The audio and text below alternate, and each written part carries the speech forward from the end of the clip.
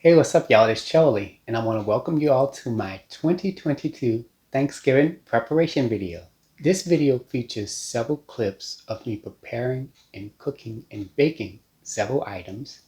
Now, to give you a quick disclaimer, I made over 27 items, so this is going to be a pretty long video. To help you out, I've divided the video into 21 chapters, and I've also included links to my two past Thanksgiving preparation videos. I'll have all the links in the video marks at the top of the comment section and in the description box. So, without further ado, let's get started, and I hope you all enjoy the video.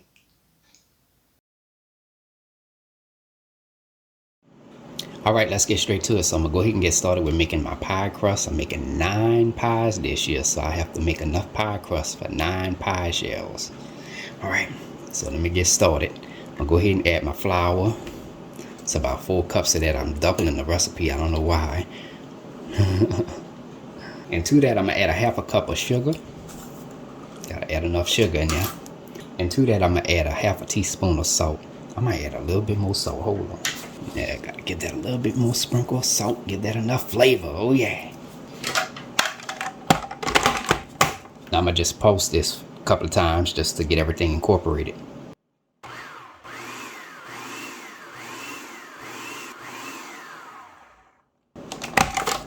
Great.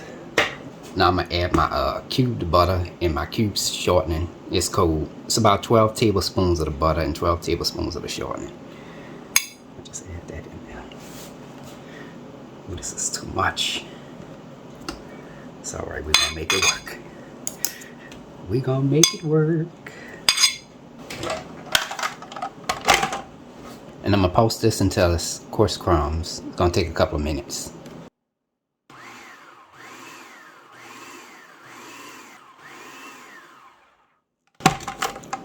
Alright, the butter and the shortening is cut into the flour.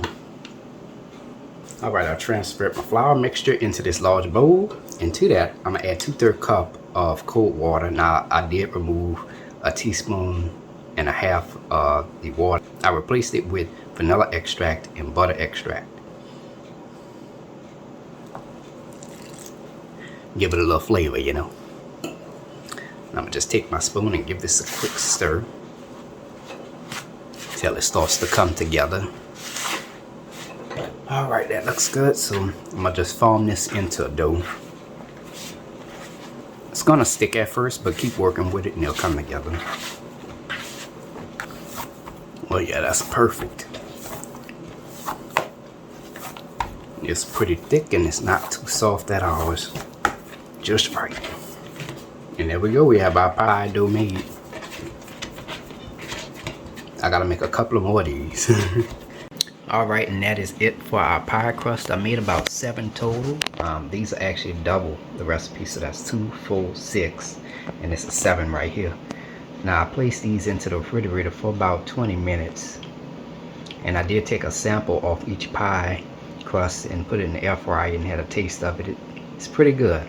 So yeah. Now I'm gonna lightly flour the surface of my table.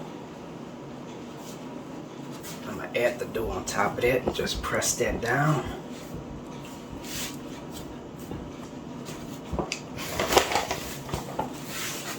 A flour on top.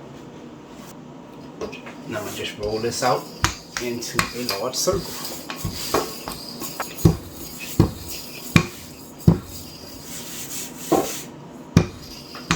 That should fit just about right.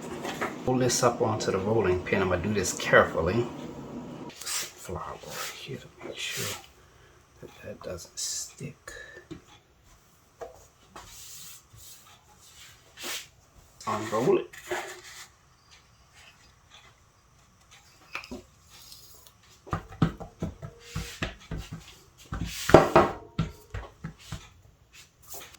I'll just take some kitchen scissors and trim off the excess.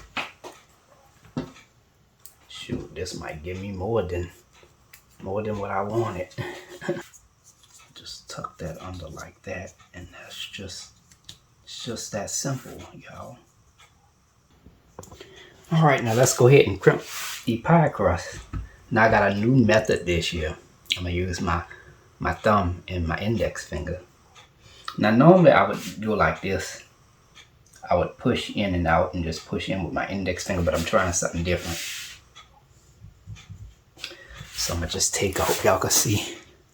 See, it's the pie crust right here, and I'll just take my, and just bring it like that.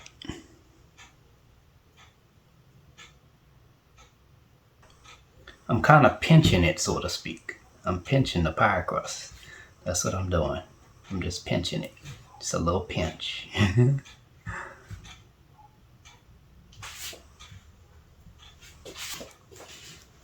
I'll see how that came out. Look. Lovely. And it is ready for the freezer. Alright, here's the second one. Now I'm going to just go through a much quicker process so that way I can show you everything and get it done.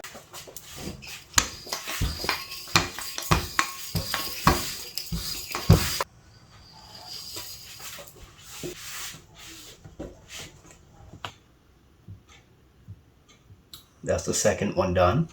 Alright, here's pie crust number 3 I'm working on. I already have it dusted and everything.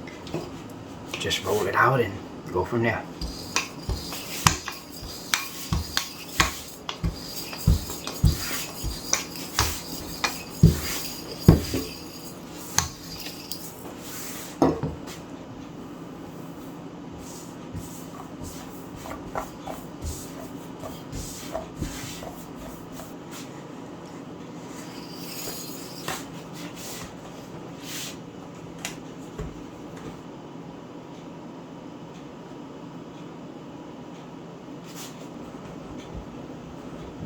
All done. Alright, here's the fourth pie crust, and I'm about to roll this out and put it in my pie pan.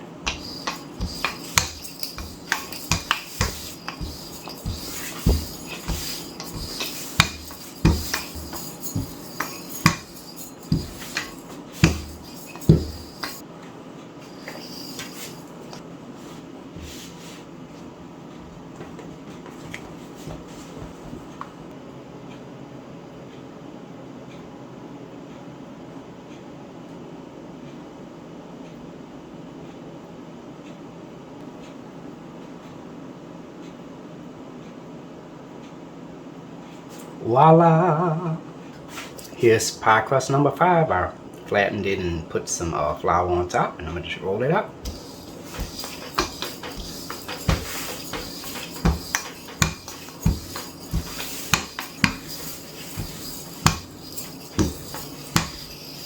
Roll it onto my pie pan.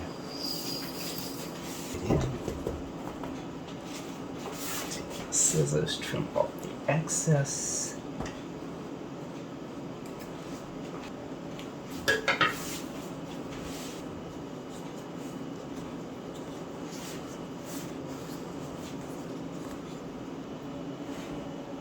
Now I'm crimping the pie crust.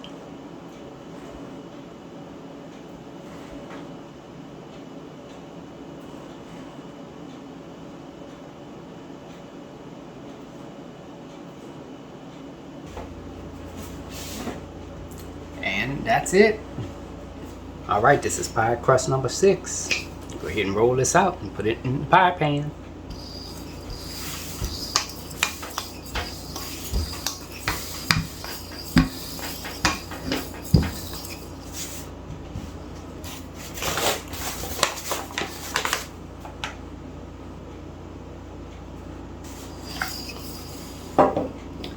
I just rolled it onto my baking pan. Just push that in. That's good to go. Now I'm crimping the pie crust. Hope y'all can see I'm all in the way. I'm trying to get a nice view for y'all.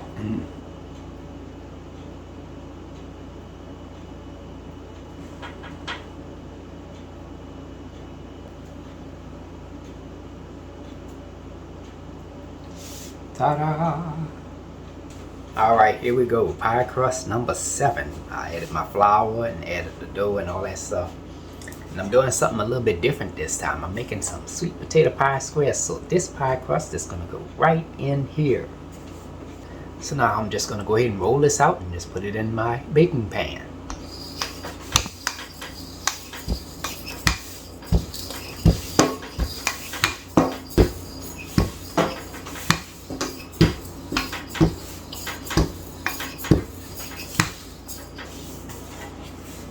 There we go.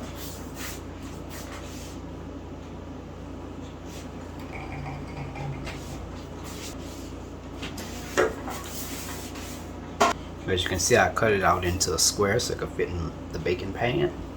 Just remove this. As you can see, I cut this out into a square. Now I'm gonna just roll this up onto my rolling pin very carefully.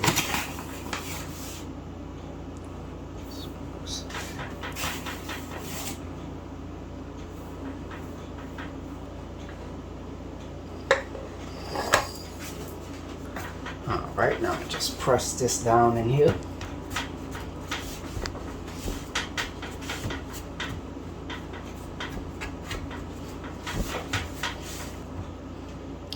And there we go, all done.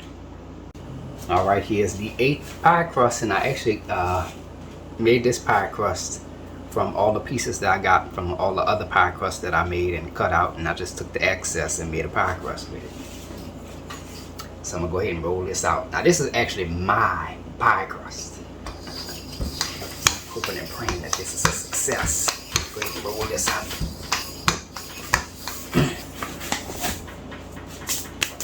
It's gonna help keep it together.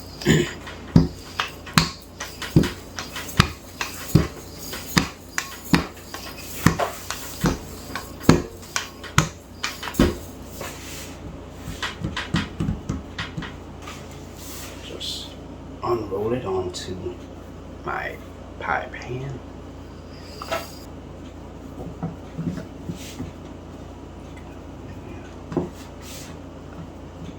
I'm gonna go ahead and try the new method that I did with the other pie crust.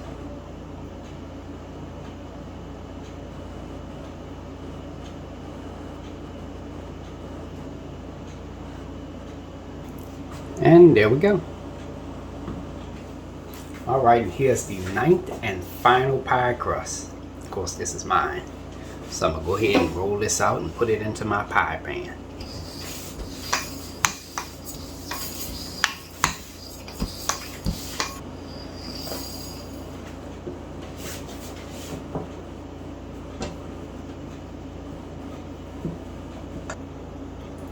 And that is it, ladies and gentlemen. I am finished.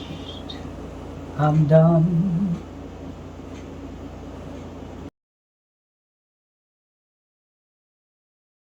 Alright, now I'm just chopping up my green beans.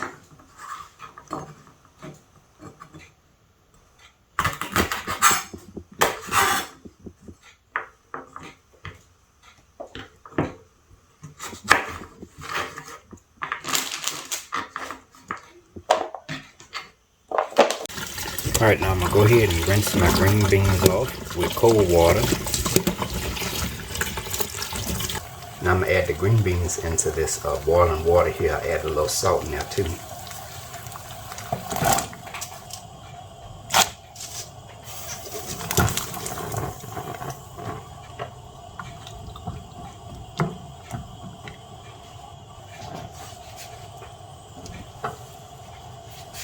I'm going to let these boil for a few minutes. It's looking good. Now let them cook for about 5 minutes. Now I'm going to go ahead and add my green beans into this mesh strainer with a bowl underneath it. I'll just take my green beans out of there. And just add them into this ice cold water bath over here. And that's going to help stop the cooking process. I don't know why I added so little water. I thought that was going to be enough, but it doesn't look like it. Let me give it a stir to make sure it gets.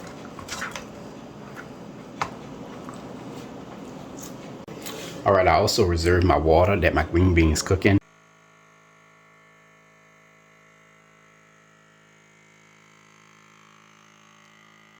Alright, now I'm vacuum sealing the green beans. I did add the liquid in there. And here is the vacuum sealer. I wish I had a canister to put this in. Next time I buy my little canister and put it in there. Alright, I've added a couple pounds of these chicken gizzards into the strainer. And I'm going to just rinse them off with cold water. Now I've added about 2 pounds of chicken thighs into this strainer. And I'm going to just rinse the chicken thighs off with cold water. And I like to do this step to rinse off any blood or particles that might be on the chicken. Alright, now I'm going to just go ahead and trim off some of this fat off the chicken.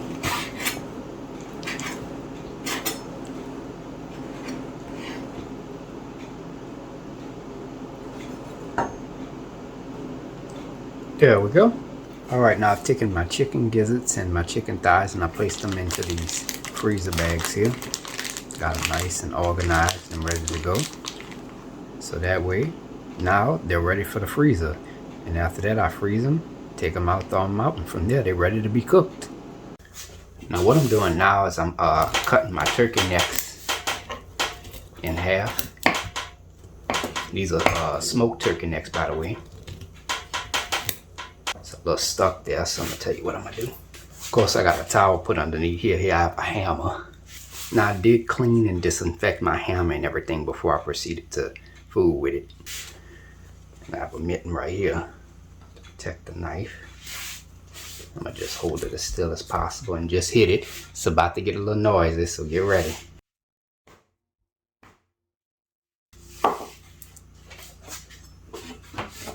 And there you go. Simple. Now I'm currently vacuum sealing the smoked turkey necks in my vacuum sealer right here. Sealing the bag right now, that's why you don't hear it.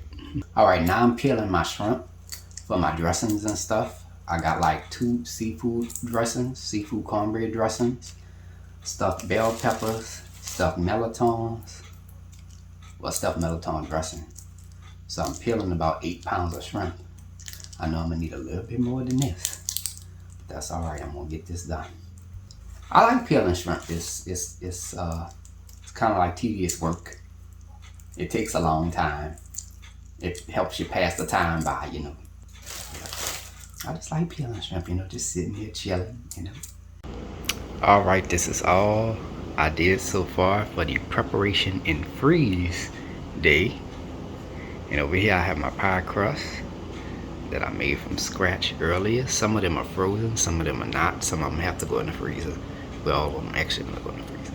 And here's some of the stuff that we prepared. I have the chicken thighs and the chicken gizzards. And here I have my smoked turkey necks, the green beans, the shrimp tails and the shrimp heads. I froze that. And I even have my roast and my ground beef. Now I didn't really prepare this. I just put it straight in the freezer. I even have my turkey ready to go frozen and ready to go as well. I wanted to show y'all this. Yeah, a little small turkey I'm doing this year for Thanksgiving, you know. And now that this is all frozen, most of the meats and stuff, I'm gonna put it in my refrigerator so that way over the next couple of days it'll thaw out slowly, so that way it'll be ready to be cooked. And that is it. Look at that spread already. It's looking good. Alright, that is it. That's everything, literally everything. I still have a little bit more things to prepare, like the greens and the cornbread. I gotta work on that, the rice, the elbow macaroni. I'm trying to get done this year, y'all. It's not like I was last year where I was doing everything on short notice. This year I'm already getting things done 12 to 14 days before Thanksgiving get here. So I want to make sure that everything is ready and prepared and good to go. And like I said, all this stuff could be done weeks in advance, even a month in advance, you know, like the shrimp and all that. So that way when it comes time, you just take it out and cook it. Simple, you know. Yeah. But I have a new process going. I already froze a lot of everything. I already froze everything that I prepared, so that way put it in the refrigerator, let it thaw out, and that's it, you know. Yeah, so looking forward to this year. This is possibly going to be my biggest Thanksgiving to date. It's going to surpass the 2015 Thanksgiving. I think 2015 I prepared 25 items. I think this year I'm on track to about 26 items. I'm gonna see. We're gonna see when the video ends. It's gonna be tough. That's it, y'all. Well, I'll see y'all tomorrow. Got a couple things I'm gonna be doing, so see you then. Peace.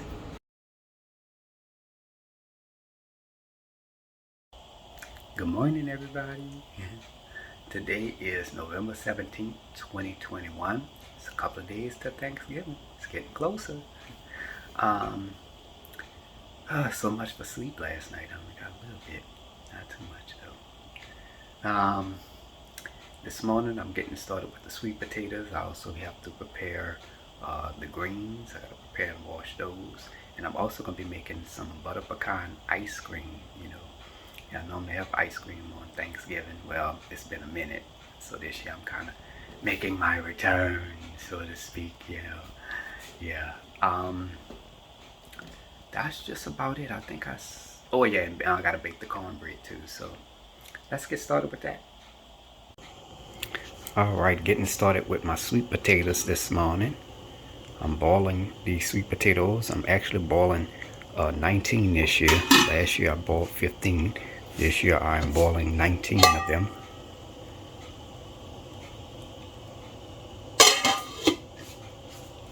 Come back when that's done and out the way. Alright, it's been about 1 hour and 30 minutes now. Let's go ahead and check on these sweet potatoes.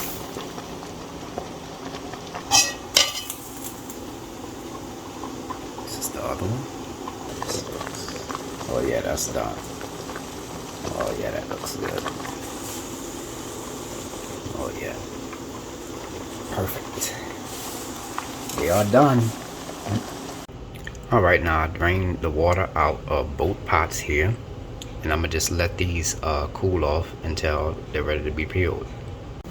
Alright, let's get started with the cornbread. So I got a lot to make. I got about like 5 batches I have to make. So I'm gonna just make a small batch and just go from there.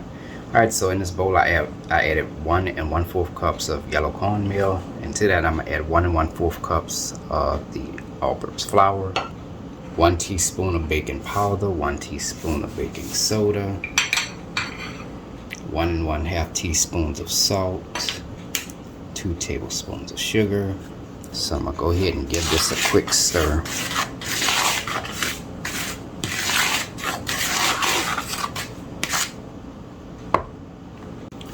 Now next up I'm gonna add the buttermilk. That's about 1 1/2 cups, 2 large eggs at room temperature, and 1 stick of melted salted butter. Let me just take my whisk and carefully stir this.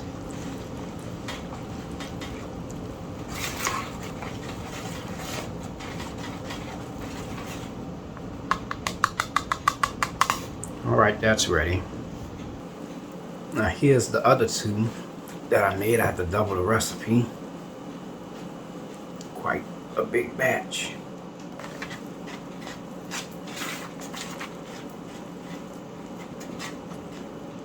Go ahead and just pour my cornbread batter into my baking pan.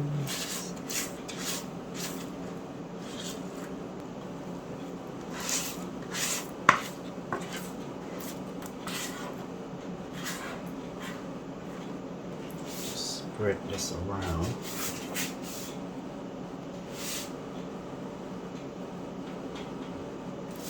Quick shake.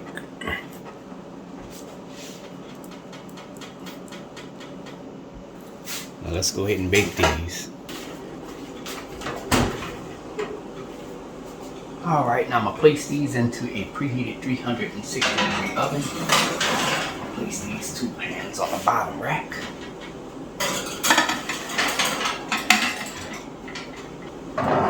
And I'm going to place my cast iron skillet on the top rack. And I'm going to just monitor it and bake it until it's done. I don't really have no baking time or nothing like that.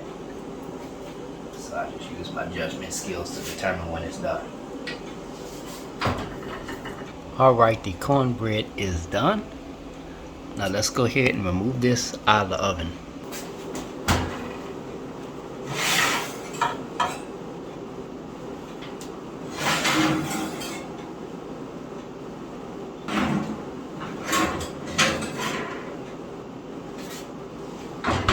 Alright, here's our first pan of cornbread, our second one, and this is my cornbread over here.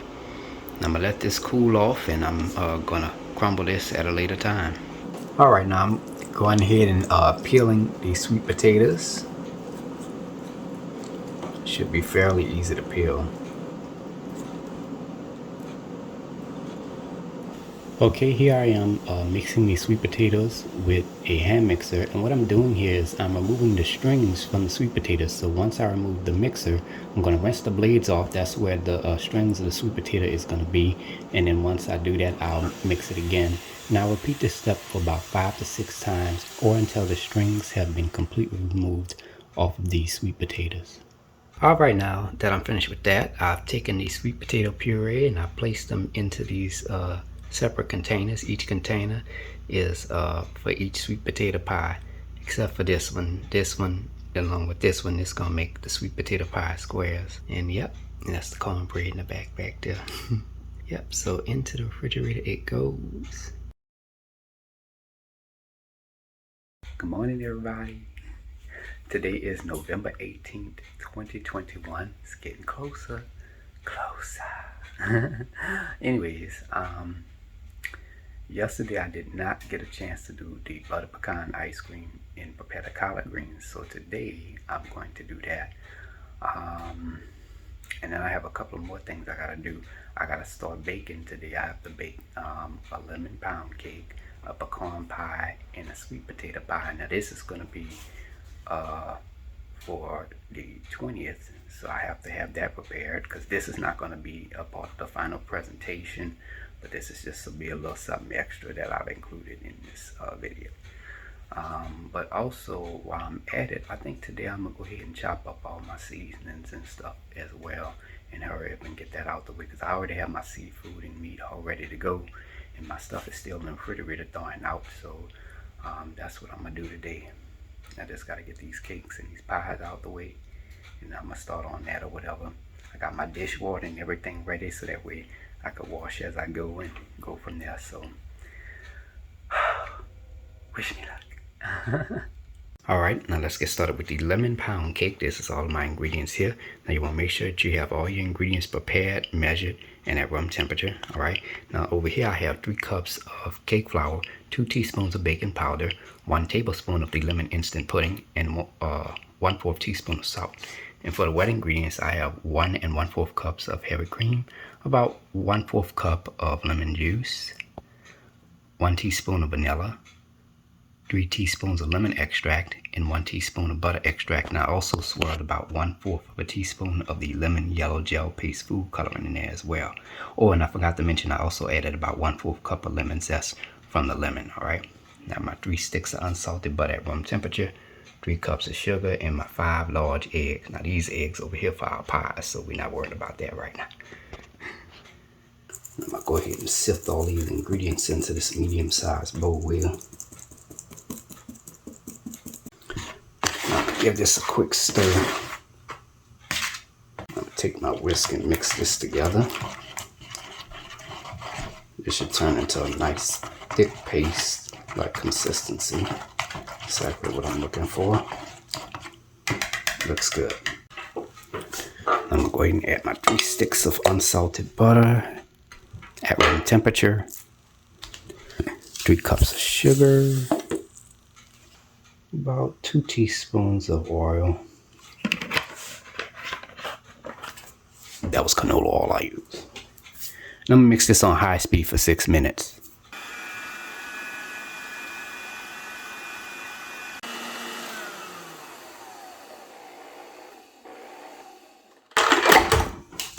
Alright, that's all done. I'm gonna scrape down the sides of my bowl. Now I'm adding the 5 large eggs in one at a time.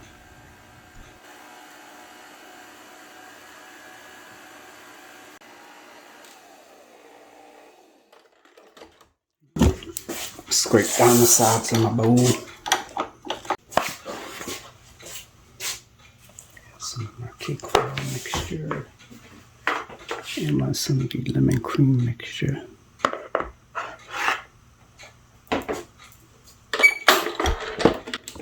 And now I'm gonna just go ahead and mix that all together.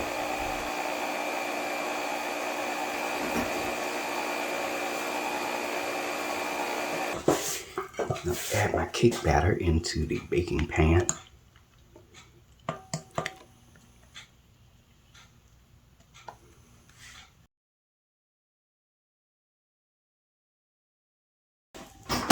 Alright, now I'm going to go ahead and place this into my preheated 325-degree oven on the bottom rack. And I'm going to just bake this until it's done. It normally takes about an hour and 10 minutes. Alright, now I'm going to get started with making my sweet potato and pecan pie. So I'm going to add my 2 large eggs at room temperature in the sweet potato pie and 3 large eggs at room temperature in the pecan pie.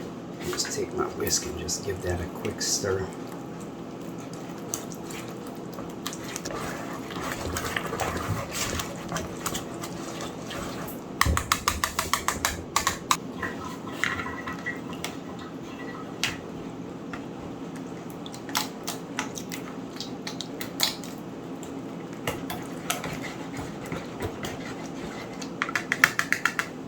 I'm at about 5 tablespoons of melted unsalted butter. I added the butter in here already. And 1/2 cups of sugar in here. And 1 1/4 cups of sugar in here. Mixed a little brown sugar in there.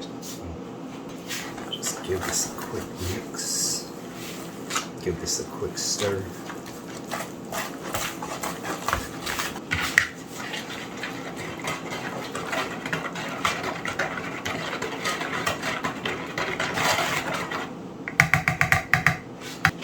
Alright, now I'm going to add some evaporated milk, about 3/4 cup of that, 1 tablespoon of that corn pie mixture, add a tablespoon of vanilla extract, 1 1/2 teaspoons of cinnamon, and 1/8 of a teaspoon of nutmeg and allspice. Just give this a quick stir.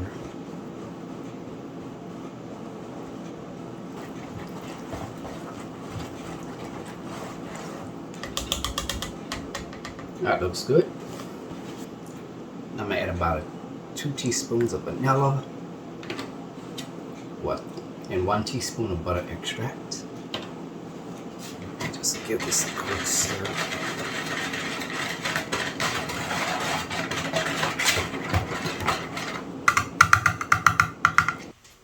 I'm going to add my pecan crusts.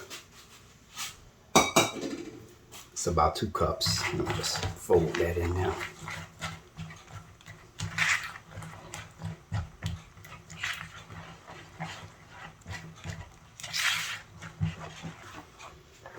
I'm going to just add my pie batter into my pie pans, my frozen pie shells, I meant to say.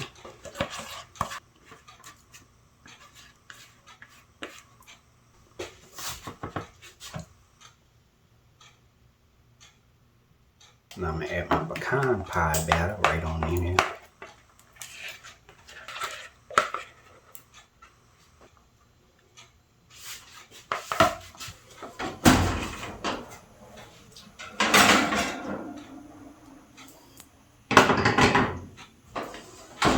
Now toothpick inserted into the cake should come out clean.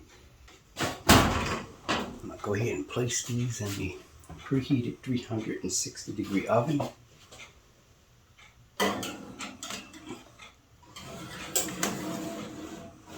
And I'm going to just bake them until they're done.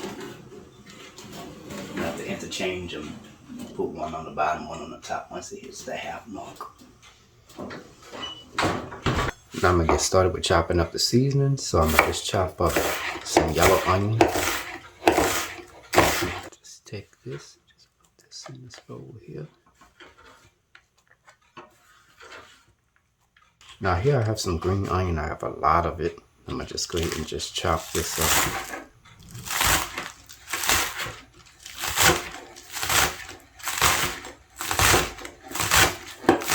Just take this and add this into a small bowl.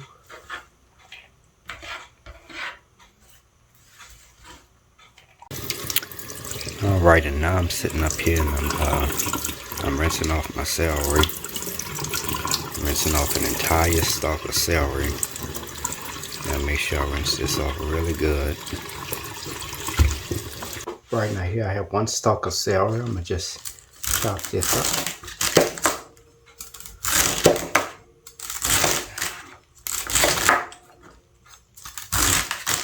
I'm gonna just take this and place this into this medium-sized bowl here. Alright, now I added my green and my red bell peppers into the strainer, and I'm rinsing them off with cold water. I'm just doing this a little bit at a time. That's all. Now I'm gonna go ahead and chop up my green bell pepper.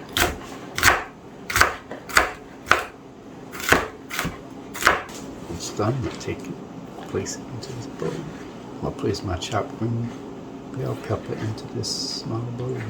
Now I'm gonna chop up my red bell pepper.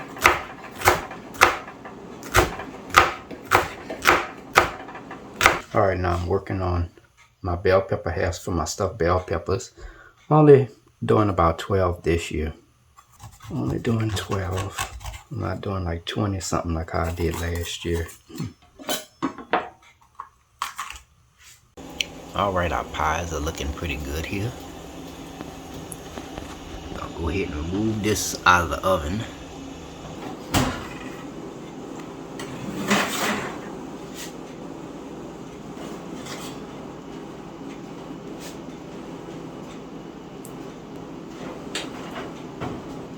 And our sweet potato pie and our pecan pie is done. Now I'm gonna just let these cool completely.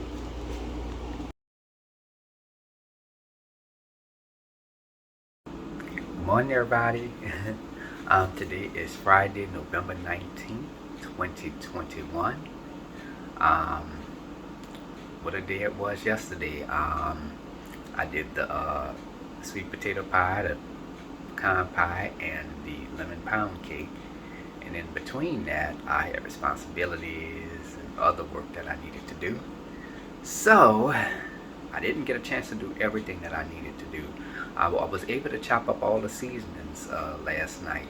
I did the onion, the green onion, the celery, the bell pepper. Even did the bell pepper halves for the stuffed bell peppers. I'm only doing 12 this year. One thing I gotta do now is chop up the garlic and prepare the collard greens. I'm also going to prepare the potatoes for the potato salad and the sweet potatoes. I'm going to be making all the stocks. I'm going to be preparing all my stocks. And I'm also going to go ahead and get the desserts out the way. I think that's important. So that way I won't be doing all of that at the last minute, you know. I think today is going to be my last day doing the preparation, because tomorrow I can actually start cooking. Start cooking the food and stuff. I'm gonna really take my time with that this year. And then on top of that, you know, I'm doing these recordings, so it is a very long process. Okay, see, if I wasn't recording this, I'll be able to get finished a lot faster, but because I'm doing this video, you know. And then on top of that, today is today is Friday, so I'm working. My YouTube work is coinciding with my videos, so it might take even longer. I'm doing the stuffed melatonin dressing. I'm releasing that video at 1 p.m. today. And on top of that, I have another video that I'm going to be doing, that I'm going to be releasing right before Thanksgiving. So I have to prepare that as well. So it's going to be a lot of work. I hope it's going to be a lot of work. I hope I'm going to be able to get finished with everything today. It should be pretty easy, you know. Anyways, hope everybody's doing well and enjoying the video so far. And Alright, y'all, I'm back. I'm about to make my get started with making 2 sweet potato pies. So I'm gonna add my 2 large eggs at room temperature. Just give this a quick stir.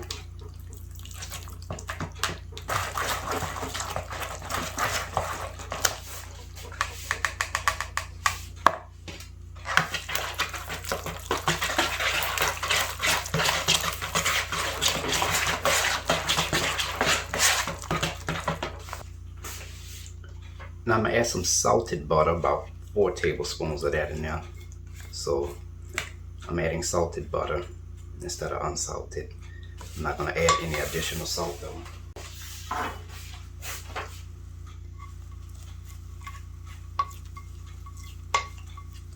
Alright, next up I'm going to add my sugar, vanilla extract, evaporated milk, some cinnamon, half a teaspoon for good luck, some nutmeg, and some allspice. Now go ahead and just carefully stir this in.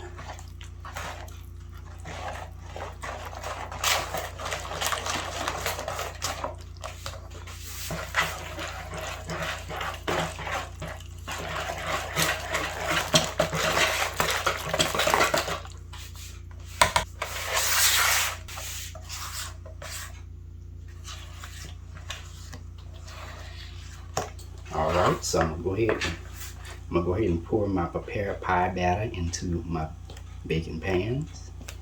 My frozen pie shells, I meant to say. My oven has to be ready around the same time. So I gotta do this as quickly as possible.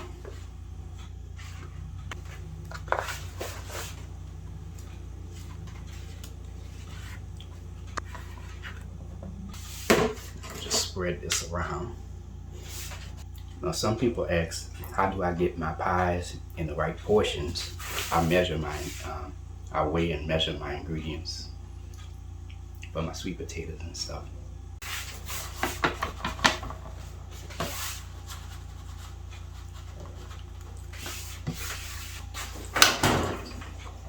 Now place these in a preheated 360-degree oven. I'll place one on the bottom.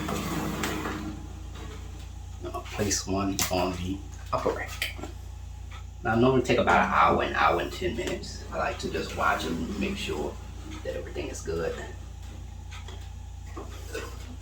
Now I'll just bake them until they're done, and that's it. Alright, now here is my other two sweet potato pie batters right here. I just made them. And this one is for my sweet potato pie squares right here. So I'm going to go ahead and put both of these into the baking pans, and then I'm going to put them in the oven as soon as possible. Just add my pie batter into the baking pans.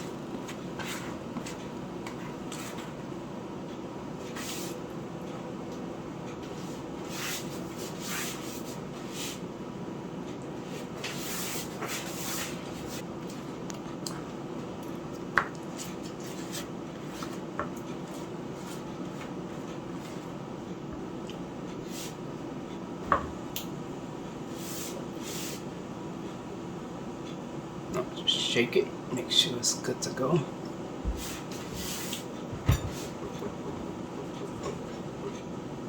And into the oven it goes. Alright, our two sweet potato pies are done. Let me go ahead and remove this out of the oven.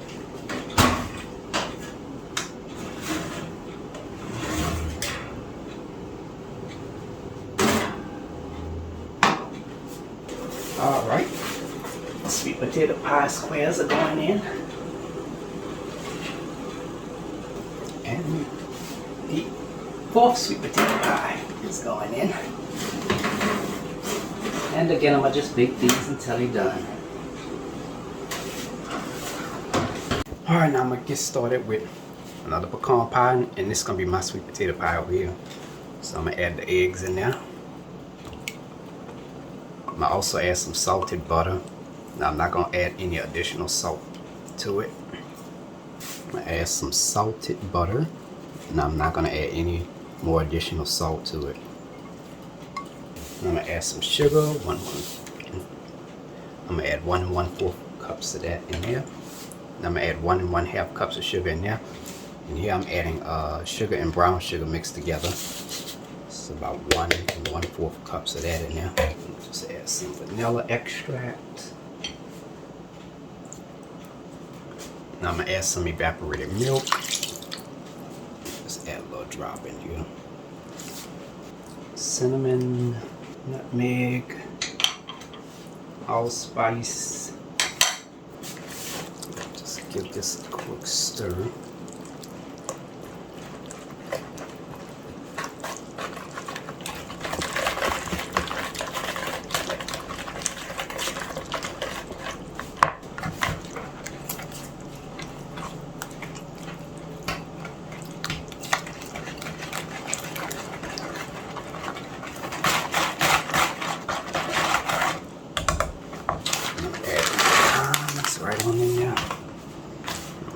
fold that in there.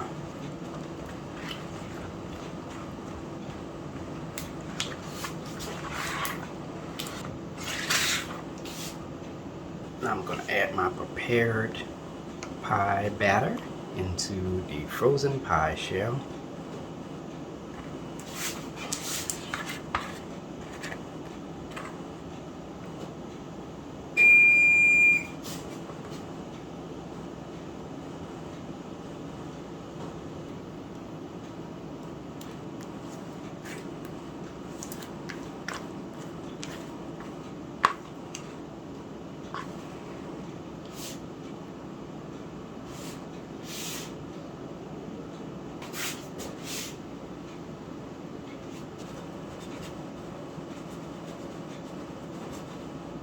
Alright, our sweet potato pies are done, so let's go ahead and remove them out of the oven.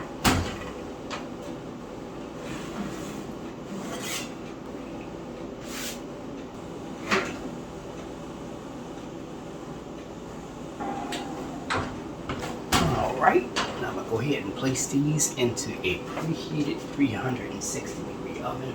I'll place my pecan pie at the bottom.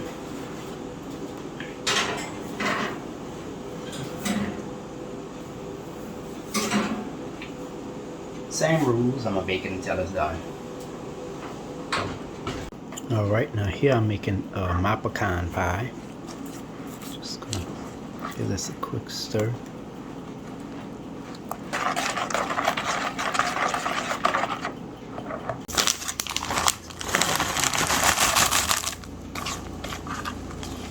Just give that a quick stir. Alright, so now I'm going to add my pecan pie mixture into my pie pan. Be careful not to add too much.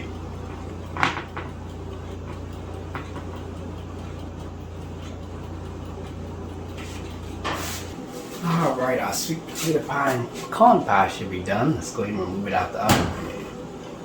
Look at this, it got me a little spill.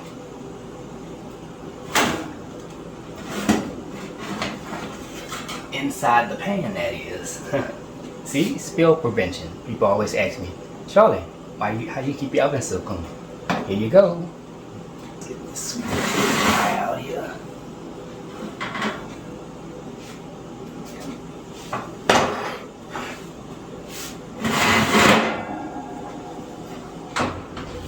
Alright, now I'm going to place this into a preheated 360-degree oven.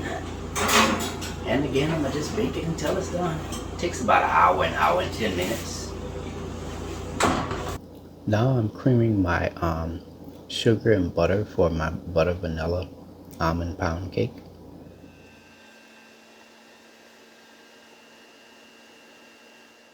Now I'm adding my large eggs in one at a time while mixing on a medium speed. Now I'm alternating the flour mixture with the cream mixture.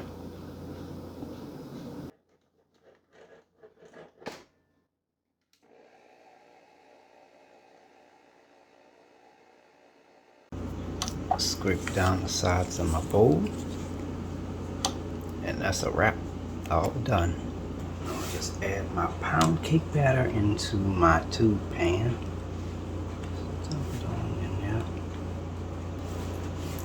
Just spread this around. Just give it a quick shake, make sure it's nice and even.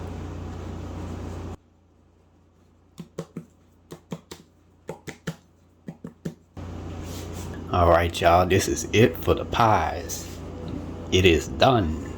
It's finished. Oh, look at how beautiful. She's beautiful. She's beautiful. Place this in a preheated 325-degree oven. I'm gonna just bake it until it's done. Alright, now let me go ahead and get started with cleaning these collard greens. Got a nice big bunch of it.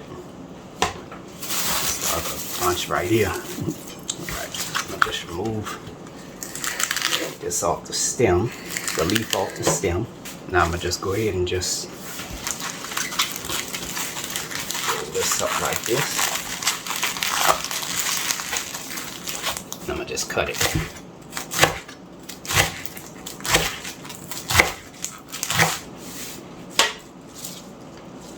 There we go.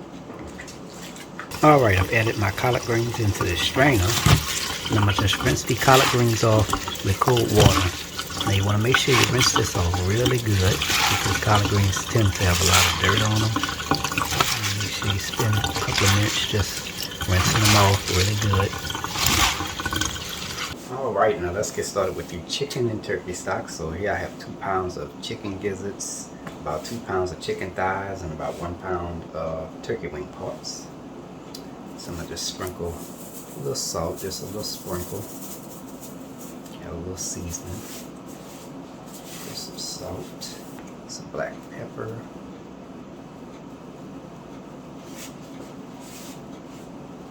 Some Tony Chachere's Creole seasoning.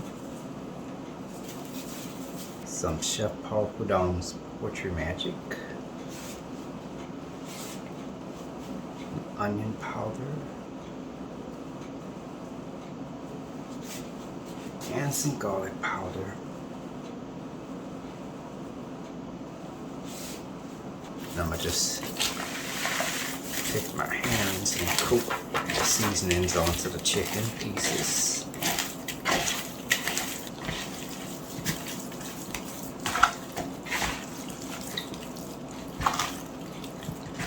And the turkey pieces as well.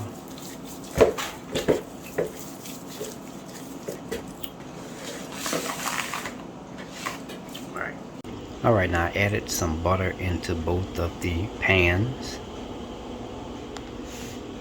And I'm going to add my chicken pieces and my turkey pieces into both of these pans here. I'm going to let this saute for a couple of minutes on each side until they're nice golden brown. Alright, I added some water into my slow cooker, so I'm going to just add a little sprinkle, just a little tiny bit of the Chef Paul Prudhomme's Poetry Magic in there.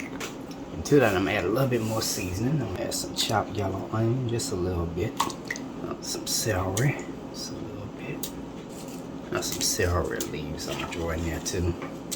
A little bit of green onion. I'm out of garlic right now, so I'm going to add a little garlic powder in there. And just give it a quick stir. Now all the rest of the seasoning, it's going to come from the meat and it's going to go in there. Now I'm going to go ahead and add my chicken gizzards. I'm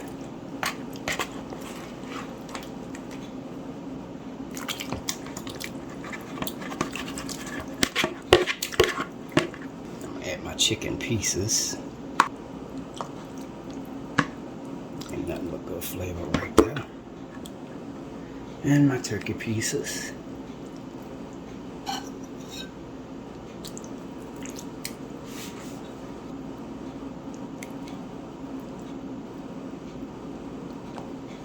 Now I'm going to cover this. And I'm going to just let this slow cook for about 8 hours. It's about 10 o'clock right now, so I'm going to just let it cook overnight till the next morning.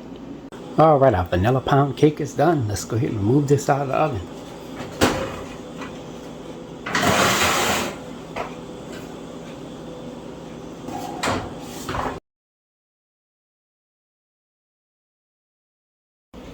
Alright, now let's go ahead and get started with checking out our turkey and our chicken stock. Sorry about that. And it is done. Look at that. I actually threw in some bay leaves in there as well. Alright, now I'm going to add my chicken stock mixture into this strainer.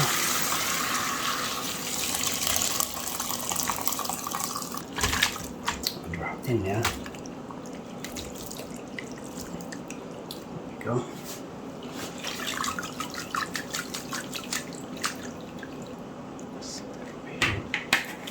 And there we have it. Our chicken stock from scratch and our chicken and turkey mixture. Now I'm going to use some of those chicken gizzards to add into my stuffing and as well as the dirty rice. Alright, now here I have my water for my shrimp stock starting to come to a simmer. And over here I have my smoked turkey necks in this pot here that's coming up to a simmer. I'm not adding no seasoning or nothing in here because the turkey necks already smoked and that has enough seasoning in it already. Alright, so I'm gonna go ahead and sprinkle some salt, some Tony saccharies, a little black pepper, and some Chef Paul Prudhomme's seafood magic. Just a little bit of salt to it. There we go. I'm gonna just give that a quick stir. Alright, now I'm adding my shrimp heads and shells right on in there. As you can see, it's still a little frozen, but I'd rather for it to be frozen than unfrozen. That is still at a very cold temperature, and that keeps the shrimp really fresh. So yeah, I'll just give that a quick stir. Just break it up a little bit because the hot water finished thawing out the rest of that shrimp. And I'm gonna just let this cook down until it comes to a nice concentrated stock. Yeah, it normally takes about an hour, hour and a half, you know. I just like to eyeball it. And the same thing goes for my turkey necks. My smoked turkey necks. I'm gonna just cook this down until it's a nice, and the turkey necks gotta cook down too, so they gotta break up and everything, so that's gonna take a good while. Might take about 1-2 hours. We'll see. Alright, the shrimp stock is done. I let it cook for about 45 minutes. It's good to go. Alright, I let this cook down for about 2 hours and it's done. The turkey, the smoked turkey necks made a nice little broth right here. Looks kind of like milk, but that looks, and the turkey necks are nice and tender, nearly falling off the bone. They come in the pot already. Add my shrimp stock into this mesh strainer. There we go.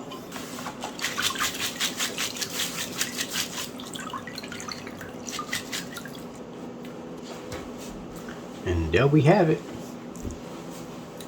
Homemade shrimp stock from scratch. Now add my turkey necks into this mesh strainer here. There we go.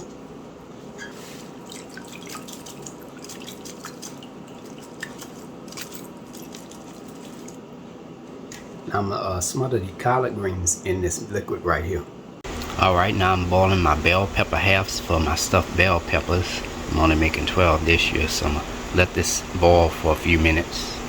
Alright, the bell pepper halves are done, so I'm gonna just remove them and place them into this pan here.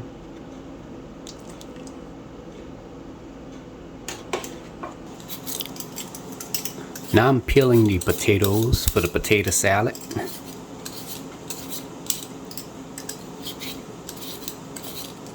And I'm gonna just chop this up into medium cubes. Now I've taken the potato cubes and added them into this large bowl here. And I'm gonna just let them sit for a few minutes and then drain them into a strainer, and then after that I'm gonna cook them. Alright, now here I have my eggs and my potato cubes going. I'm about to get that simmering so I can make my potato salad. Alright, our potato salad should be about done.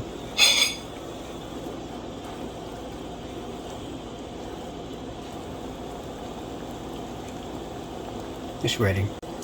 Move the eggs out here.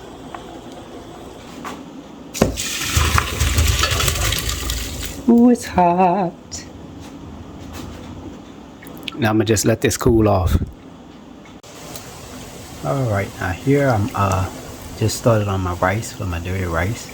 I'm gonna just parboil this for a few minutes, not until it's all the way done. I'm gonna just add the rice into the mesh strainer. And I'm gonna just let that cool off in the strainer. Now I'm gonna just peel my sweet potatoes. It's gonna be for my yams, my candied yams. Now I'm gonna cut the sweet potato into these medium-sized chunks.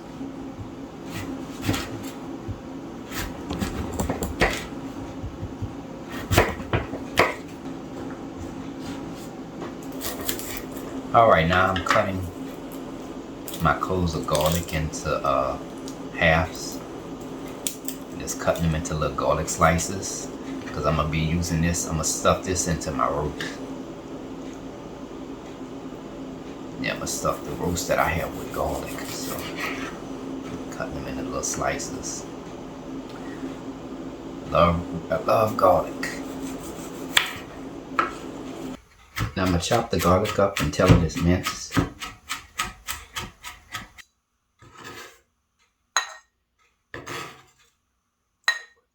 Alright, here I have my roast. Now I'm going to just stuff my roast with garlic. I cut some holes here in the roast. And I'm just adding the garlic right in there. Just adding the garlic right on in there. I love garlic in the roast. Roast is one of my favorite holiday dishes. And I'm going to slow cook this roast later on tonight, so it's going to be in the slow cooker tonight and into the morning. Alright, I'm going to just add a little olive oil into the palm of my hand, just a little bit. Just rub that together. And I'll just rub that around the roast.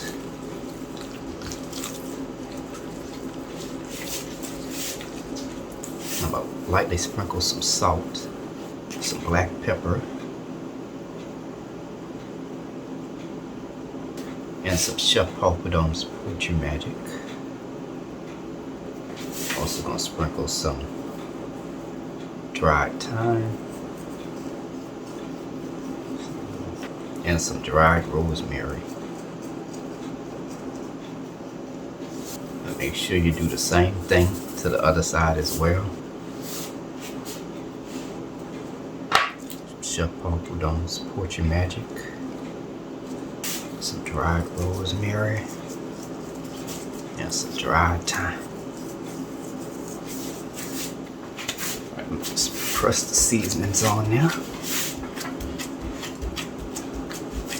Ready for the slow cooker tonight.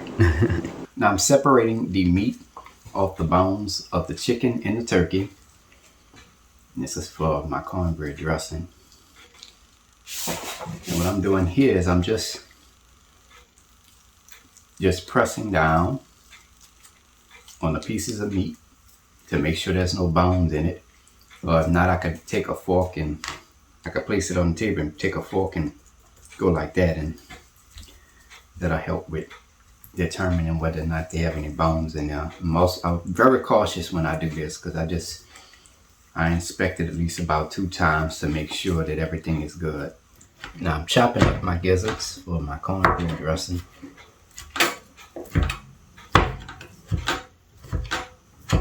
Now I'm about to puree some of the gizzards for the dirty rice. And the other half is going to go in my dressing, in the cornbread dressing.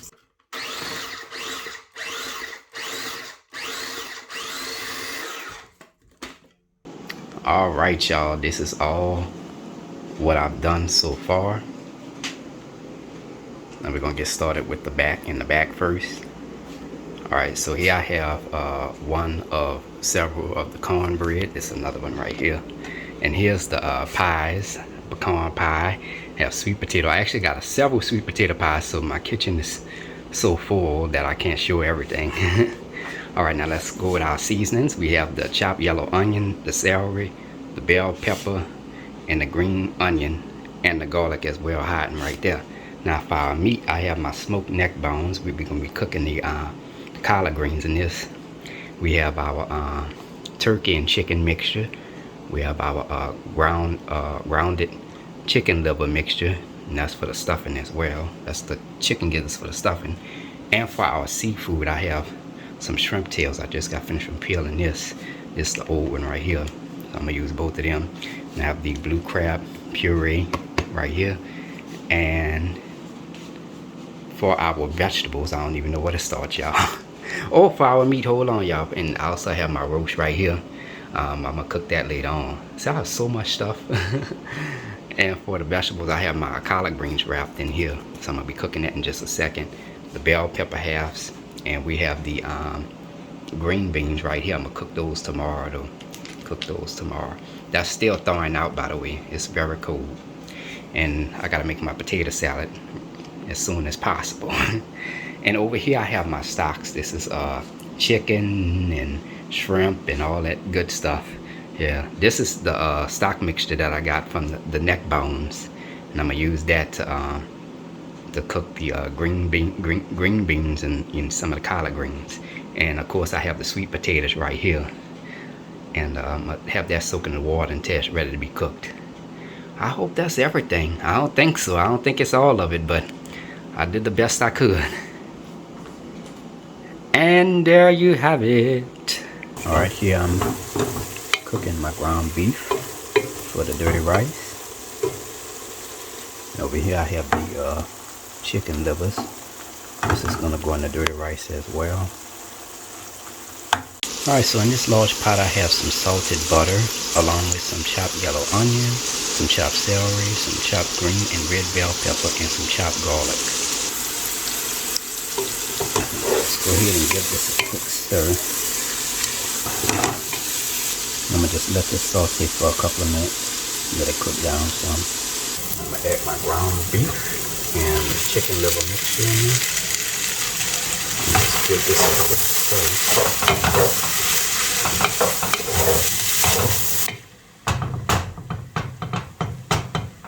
Alright, let me add a little bit of seasoning. Sprinkle some salt, black pepper, the Tony Sasheries, Chef Papadone's Portrait Magic, onion powder, garlic powder, and some dried thyme. Give that a quick stir. Add some rice. Add a little bit at a time.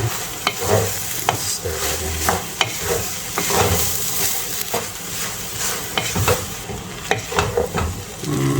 Needs a little bit more rice.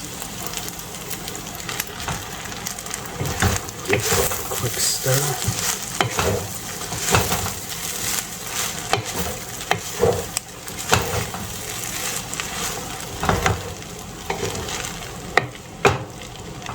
That looks good. I'm gonna add some chicken stock. Give it a better flavor. Let's give it a quick stir.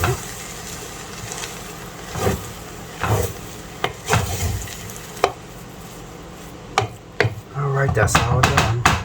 Dirty rice and add it into this.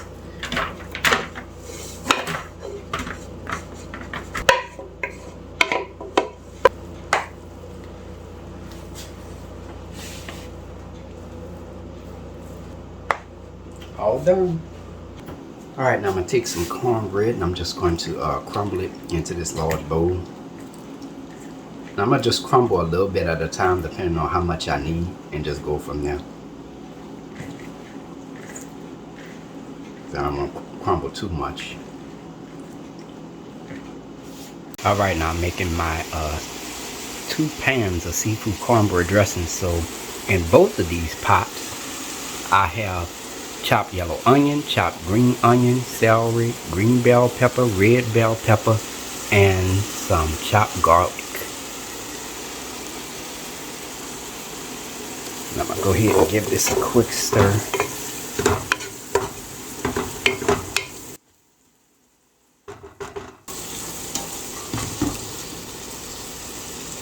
Now I'm going to let these saute for about 10 to 12 minutes, stirring occasionally.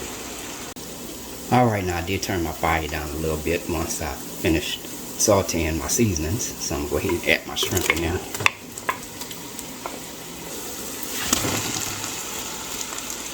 And I'm going to add the crab meat. Dump the whole thing on in there. Now I'm going to add some seasonings. And just add some salt, black pepper, Tony Sasheries, Chef Papadone's Seafood Magic, onion powder, garlic powder, some dried thyme, and just a little drop of sage for flavor. Same with this pot. I'm gonna just sprinkle some salt, black pepper, Tony Saccharies, Chef Paul put on seafood magic,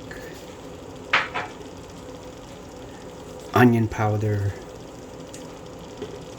garlic powder, some dried thyme. So I just turned my fire up just a little bit, and I'm gonna just give this a quick stir.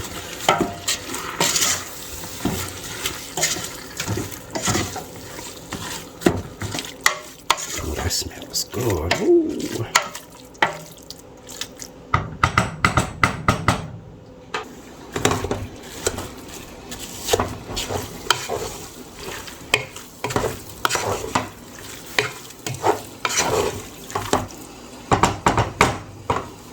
Alright, it's seasonings round 2. So I'm going to sprinkle some more salt in there. Tony Saccharies, black pepper, and some Chef Paul Prud'homme's seafood magic. Same for this pot. Some salt, black pepper, Tony Saccharies, and some Chef Paul Prud'homme's seafood magic. And I'm gonna give this a quick stir. Now this should be done, so I'm gonna turn my fire off now.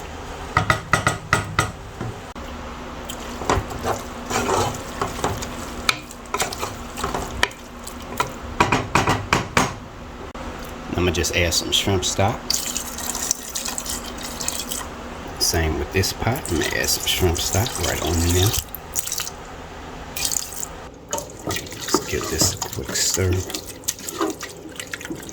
Looks like a big gigantic soupy mess, but that cornbread gonna soak up all the flavors of all the stuff that we added in here. I'm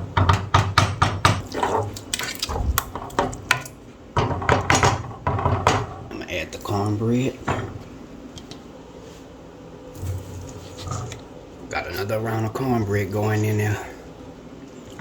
It's the second round for that pot. Alright, so now I'm gonna go ahead and give this a quick stir. Might need a little bit more cornbread. We're about to find out.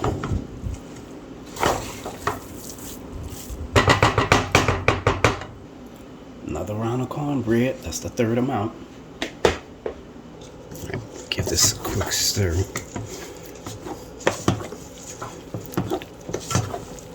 Looks like we might need a little bit more cornbread. Oh yeah, definitely.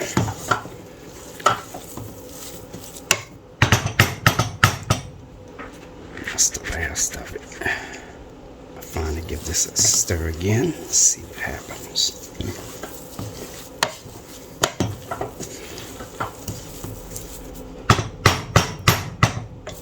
Alright, now I'm gonna add a little bit more shrimp stock in here. Go ahead and give this a quick stir.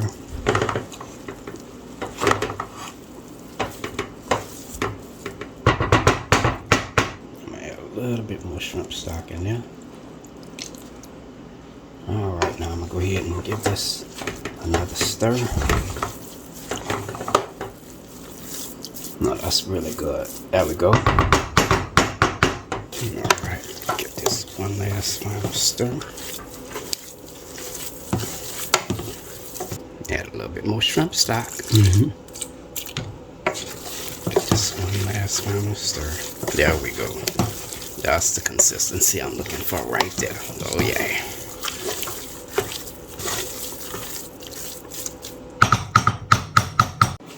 Now here I have two foil baking pans. I put some butter in there. Just add the dressing in there.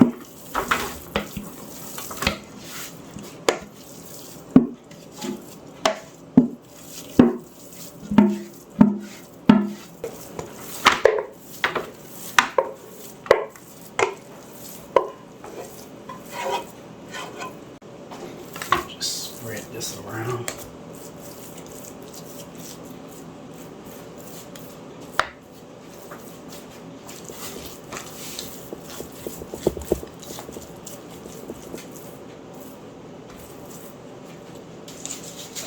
sprinkle some breadcrumbs on top as a little final garnish.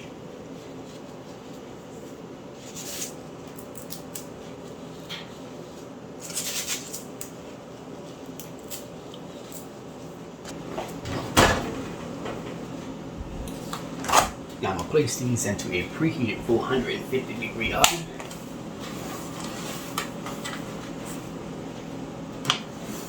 And I'm going to just bake them until they're done.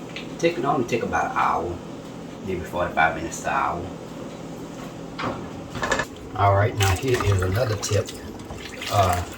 While you're cooking and baking, or if you're preparing something, make sure you always stop what you're doing and wash your dishes. Okay?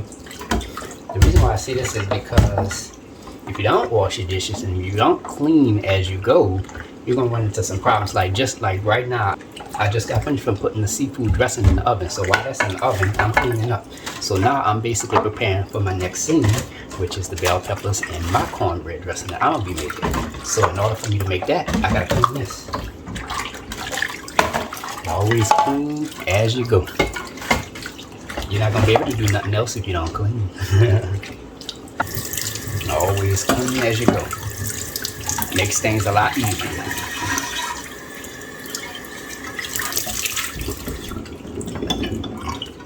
All clean. Alright, the seafood cornbread dressing is done. I'll go ahead and remove it out the oven.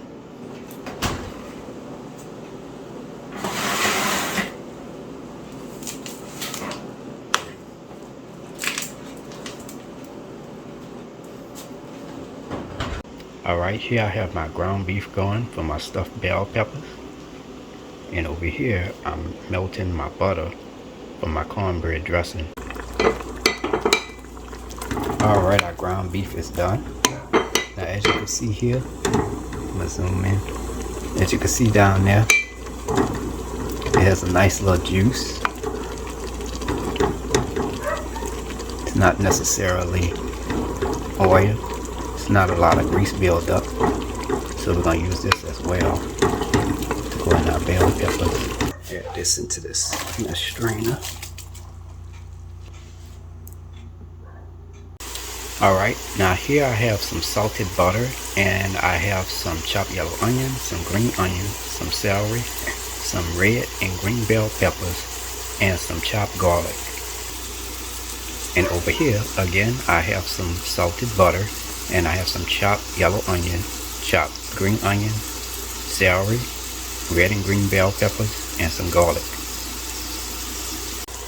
Go ahead and give this a quick stir.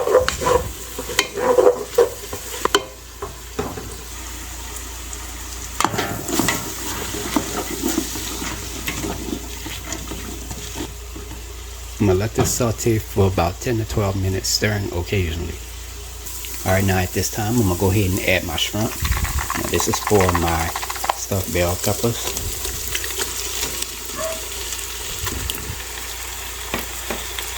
And I'm also add my crab meat in there as well. I just dumped the whole thing in there. Now I did turn my fire down. And in this pot, I'm going to add my chicken and turkey mixture. Still kind of frozen. I'll make sure it's at, keep it at a good temperature. And my gizzard pieces right on in there.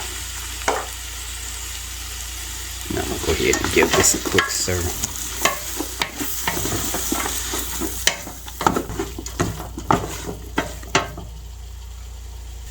Now I'm gonna turn my fire back up just a little bit. Alright, now I'm going to go ahead and stir this. Still have my fire turned down. Like being seafood.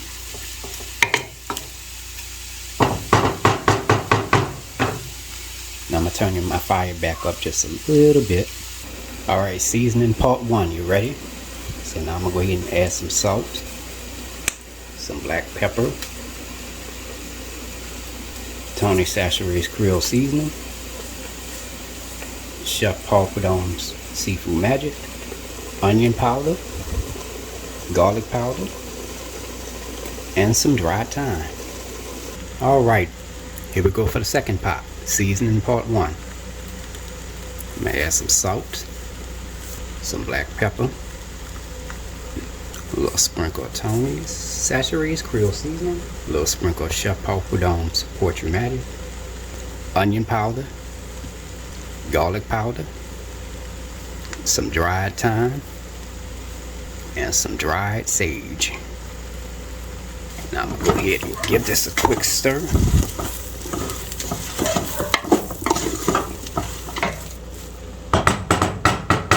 Same thing for this pot. I'm gonna go ahead and give it a quick stir. Now turn my fire all the way down, y'all, because I don't want to overcook my seafood. I just want to keep it at a certain temperature.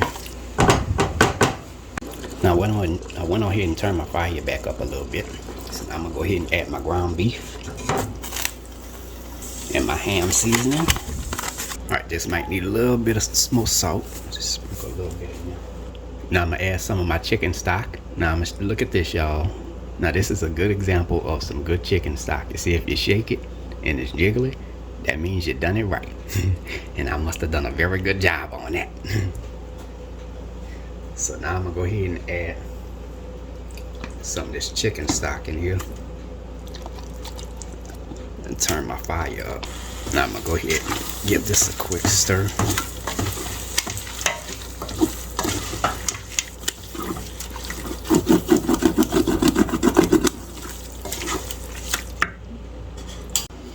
I'm gonna go ahead and give this a quick stir. I pretty much have my fire turned off at this point because everything is cooked and it doesn't make sense to really be having the seafood cooking for so long.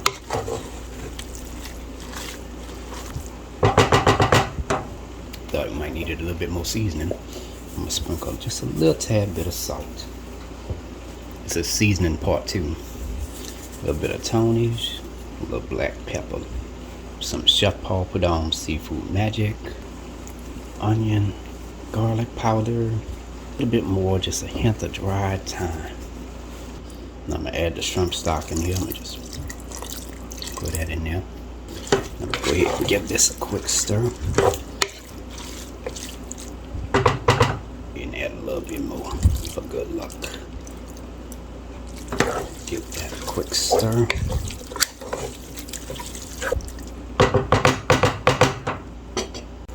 Alright, now I'm gonna add my ham seasoning and a little bit of the cornbread. I'm gonna just do half first. Let's give this a quick stir. It'll help me determine how much more shrimp stock I'm gonna need. I mean, not shrimp stock, chicken stock. Oh, that smells so good. Oh my, my, my, my, my, my, my, my, my.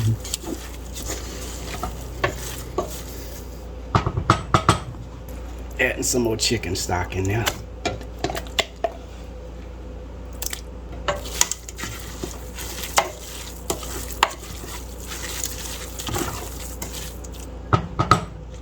The second half, I'm gonna add the second half of the cornbread in there. I'm gonna go ahead and give that a quick stir. That looks wonderful.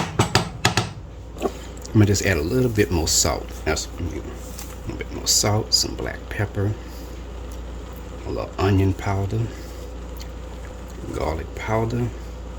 Now I did add some dried thyme in there. I'm gonna just sprinkle a little bit, just a tiny bit more of sage, just a little bit. Now I'm gonna go ahead and give this a quick stir.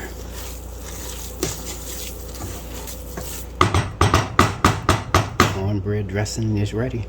All right, now over here I'm gonna add some breadcrumbs, just to guess them out. Go ahead and give this a quick stir.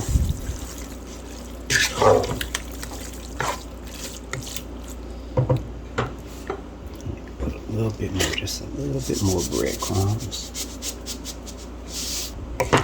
Give it another stir. So that should come together. Looks pretty good.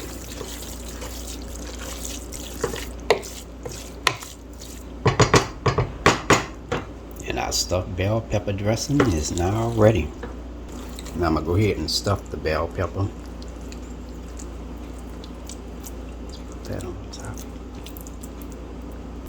shape it up real nice with the spoon. And there you go. And I'm gonna just place the bell pepper into my baking pan. Now I already have my pan over here buttered and ready to go for my cornbread dressing. And I'm gonna just add my cornbread dressing into my baking pan.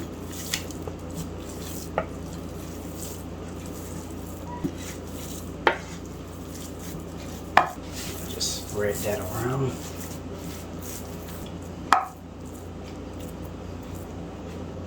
Now as a final garnish, I'm gonna sprinkle some breadcrumbs on top.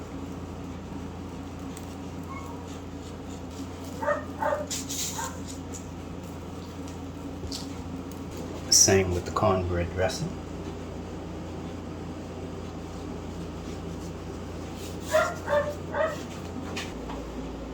I'm gonna place this into a preheated 400-degree oven. I'm gonna place my cornbread dressing at the bottom and the stuffed bell peppers at the top.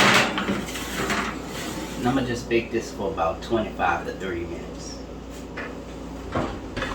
Alright, the cornbread dressing and the stuffed bell peppers are done, so I'm gonna go ahead and remove them out of the oven.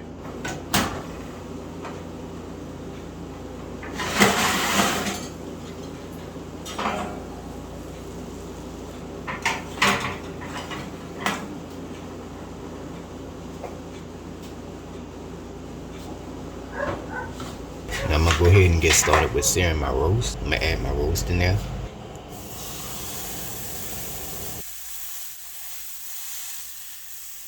And I'm gonna let this sear for a few minutes on each side.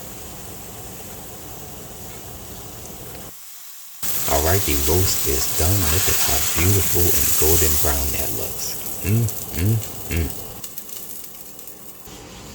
Now I added some water in here to deglaze the pan a little bit.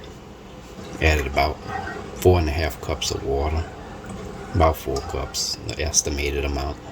We won't get all those flavors from when we brown the meat in the saucepan. And I'm gonna go ahead and add some better than bouillon beef base. Just add that in there. That was about 2 teaspoons of it. Might be about 3 teaspoons. I'm gonna take my whisk and just stir that until the beef base has dissolved into the liquid.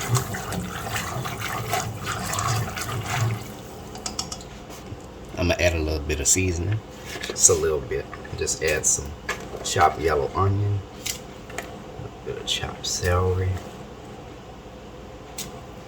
green bell pepper, some chopped garlic. Just take my whisk and give that a quick stir. Ooh, it smells wonderful. Ooh.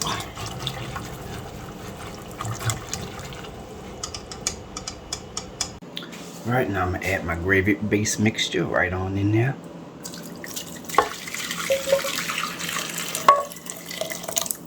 Now I'm going to just add my roast. Just drop it in there.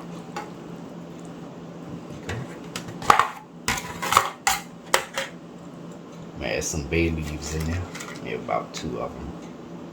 Or 3. Now it's about 9:30 at night, so I'm going to go ahead and cover this. And I'm gonna just let this slow cook overnight until the next morning.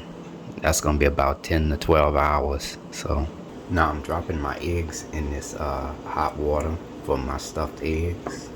I'm gonna let that simmer for about 15 minutes, 12 to 15 minutes. Just eyeball it. Now while that's going, I'm gonna go ahead and finish up my potato salad right quick. So here I am separating the egg whites from the egg yolks. Smash this up with a spoon. Alright, I have my egg yolk mixed. I added a little bit of mayonnaise in there. And I'm going to just add some mustard. And I'm going to just sprinkle just a little tiny bit of seasoning. You don't want to add too much. Just a little sprinkle of salt. Drop black pepper. There we go. Some Tony Sachets. Just a little drop. You can easily over season this. That's why I'm putting a little drop. Just add a little onion powder. Add a little bit more of the powders because these are not necessarily salty. I'm adding a little garlic powder. I'm gonna just Give that a quick stir.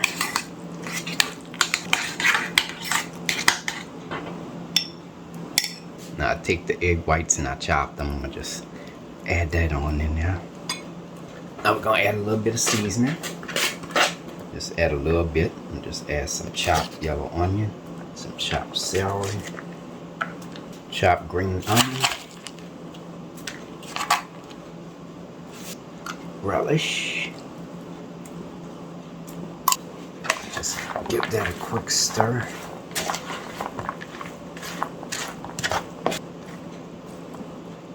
I'm gonna add the mayonnaise and mustard mixture, the seasoned mayonnaise and mustard mixture. Just give it a quick stir.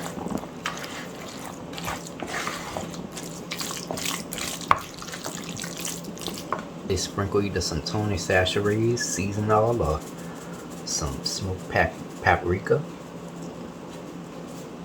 Just a little drop, not too much.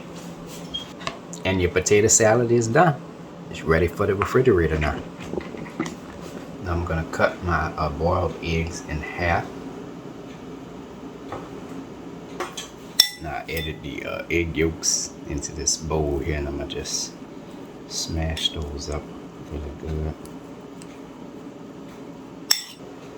Alright, now I'm gonna go ahead and add some mayonnaise in here. Add some mustard. A little sprinkle of salt. A little black pepper. Tony Chachere's. Some cayenne pepper. Onion powder. Garlic powder. And some relish. Just give this a quick stir.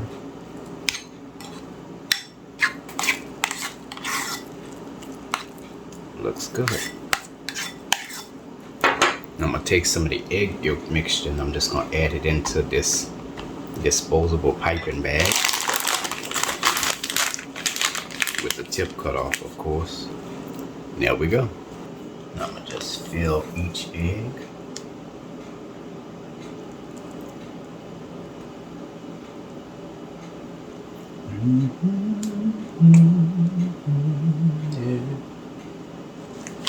Sprinkle just a little bit of seasoning on top.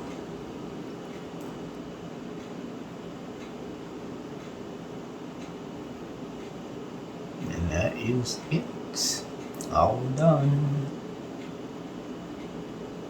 Alright y'all, and that's it for the day. Oh my goodness.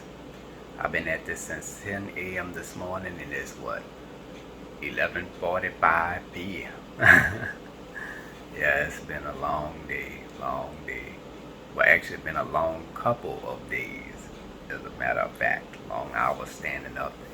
And you know, it's not easy, you know, because when I record, once I get finished recording a scene, I gotta clean up and prepare for the next scene, which that take about 30 minutes, and gotta work on the next scene, that take about an hour, then gotta clean up again for another 30 minutes, and then the next scene, and the process just, you know, continues, you know. Yeah, it's a very, very long process, but the good thing is that I finished all of the difficult dishes. Now it's time for the more simple dishes, which I'm gonna start working on tomorrow. Today we did all the dressings and did the potato salad and the stuffed eggs. Now tomorrow I gotta get started on the collard greens, the macaroni and cheese, the green peas, the green beans, and what else? The roast. Yeah, the roast, because the roast is in the crock pot right now cooking. So it's smelling mighty good in here right about now. It's gonna be amazing tomorrow. Oh my goodness. The turkey, I might push that back an extra day. I think with my turkey I'm gonna try something a little different this year, because I normally do like to inject the turkey with this butter marinade. I'm gonna change that. But you know what? I also came up with the idea of the final presentation, something new this year. I'm not gonna say what it is. I'm quiet. I'm gonna keep quiet. I'm not gonna say nothing. But I do have an idea of what I want to do in regards to the final presentation, and you'll have to see at the end of the video. Yeah, so I still have a long, long way to go. But anyways, y'all, let me stop babbling. About to go in here and get me some much needed rest and be back up tomorrow to start on the collard greens. And that's it. I hope y'all have a great night. See you tomorrow.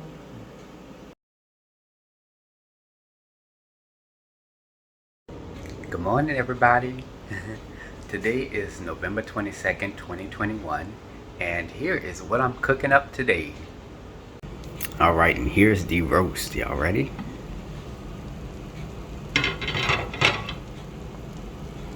Look at that, y'all. Look at how beautiful that looks. Take a knife and insert it. Oh yeah, it is done.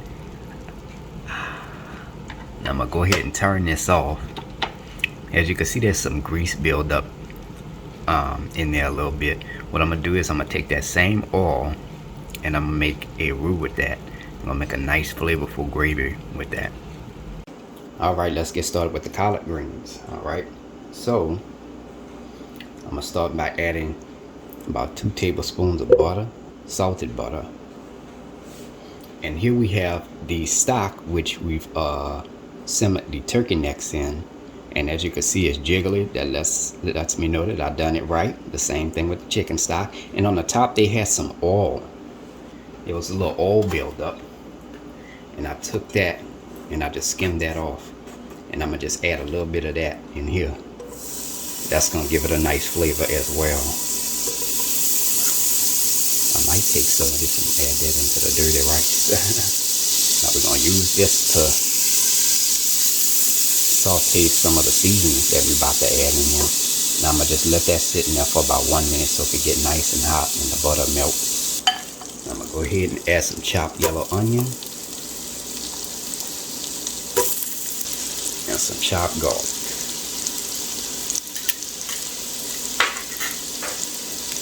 Now I'm going to go ahead and give this a quick stir.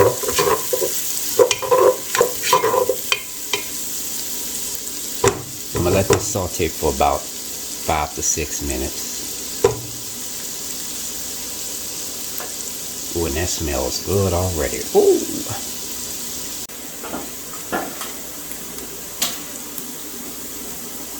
Alright, now I'm going to go ahead and add this turkey stock in here.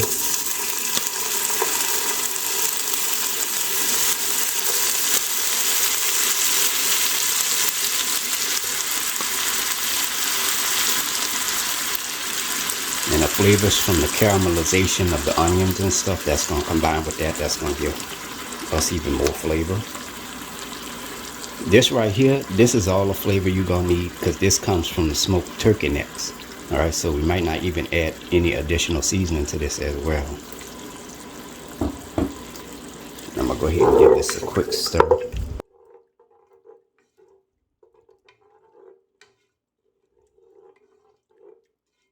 I'm going to just let this come to a simmer. Alright, now I'm going to add the first half of the collard greens in there.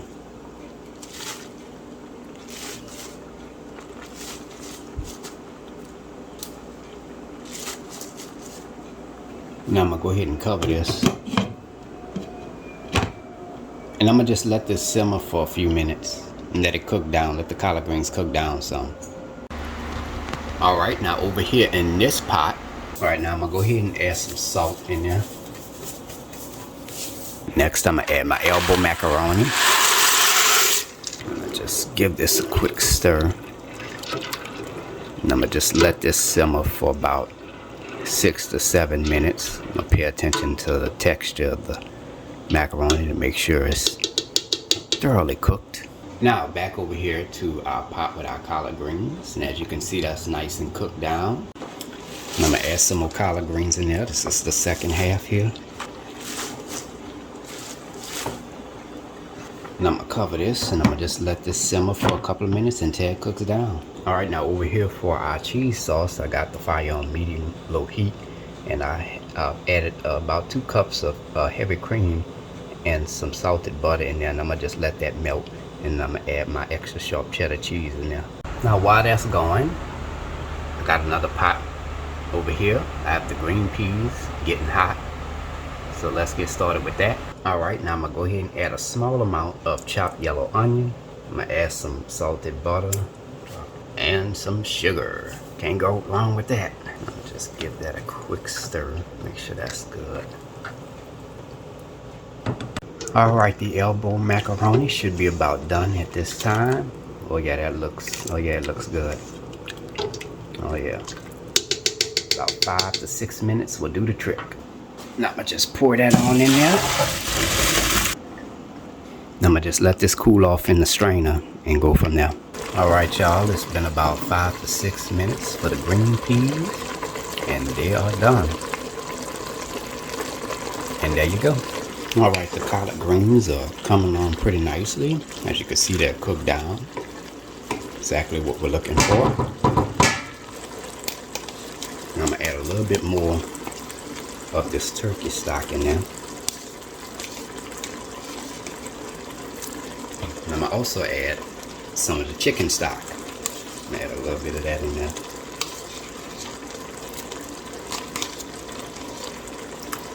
I'm gonna go ahead and give this a quick stir.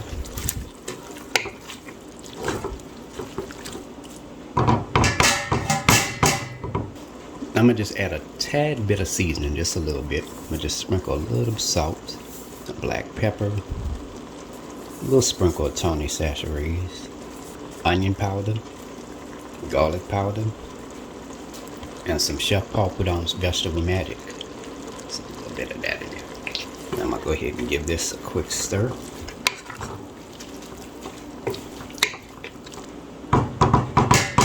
Now I'm gonna add my turkey neck pieces. Turkey necks are already cooked anyways, so I'll just try to give this a quick stir.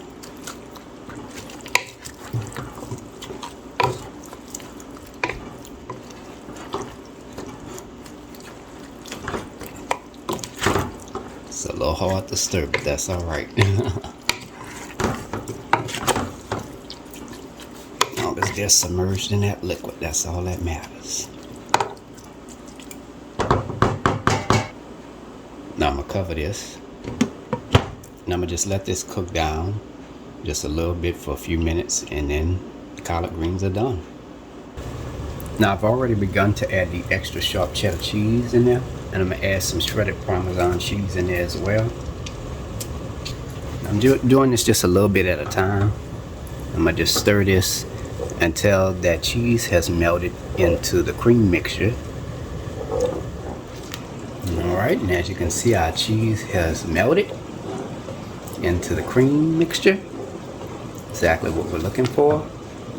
And we're just going to add a little bit of seasoning. I'm going to just lightly sprinkle some salt, just a little bit. Black pepper.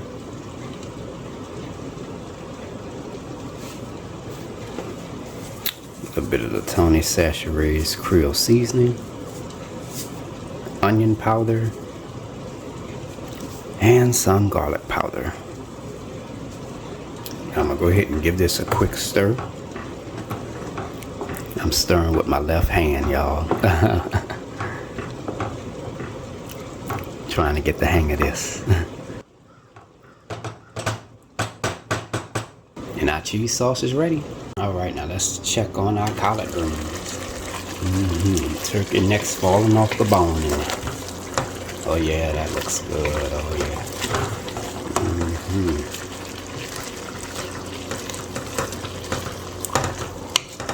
Look at that. Yes. Collard greens smothered in turkey necks. Oh yeah.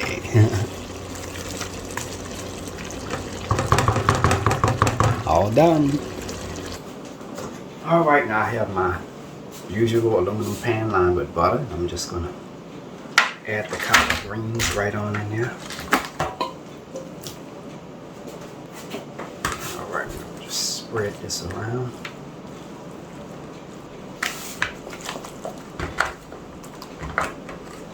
All done. Alright, now I added the elbow macaroni into this large pot. Now I'm going to pour that cheese sauce right on top. Just Pour the cheese sauce right on top. Right on top. And I'm gonna just go ahead and give that a quick stir.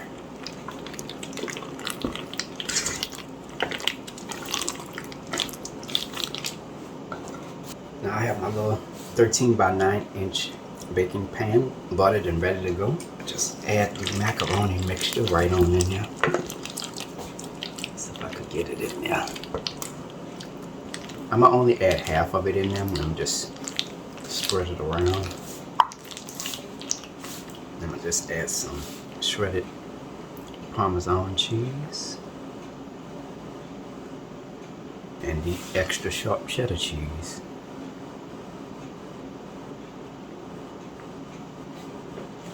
Followed by the second amount of the macaroni mixture.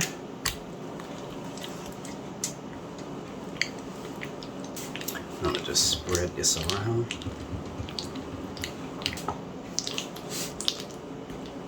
I'm gonna sprinkle some Parmesan cheese on top. And the extra sharp cheddar cheese.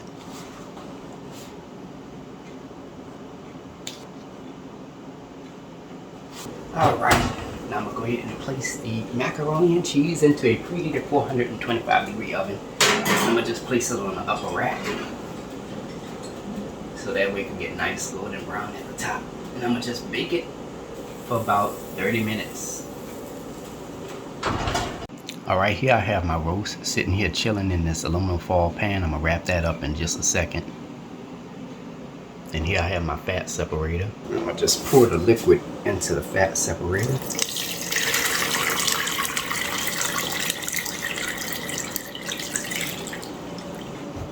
And this right here, you could discard this. I'm going to get rid of this because I don't want all this in my gravy. I just want a regular gravy.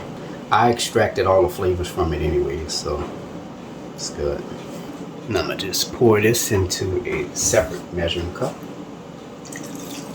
You have the gravy with no fat in it, you see? And the only thing I'm going to do is I'm going to take this and I'm going to place this in the freezer so that way it could get solid. Alright, the macaroni and cheese is done. I'm going to go ahead and remove it out the oven now.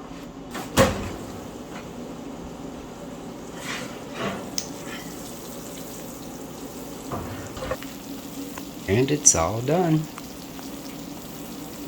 Alright, now let's get started with these yams. So in this large pot I add about 4 cups of water. And to that I'm going to add 5 tablespoons of unsalted butter. I'm going to just drop that in there. And I'm going to let that melt. Alright, next up I'm going to add a half a cup of corn syrup. I see I'm sitting up here doing this like I'm doing a recipe. And I'm going to add some sugar and some brown sugar, about 1 cup each. 1 tablespoon of vanilla extract, 2 teaspoons of cinnamon, a teaspoon of nutmeg, and 1/4 teaspoon of allspice. I just take my whisk and just give this a quick stir. A quick stir. I'm gonna just bring this back up to a simmer. Oh wait, hold up. I'm add a little sprinkle of salt. Now I'm going to take my whisk and give this a quick stir. So I always forget about something.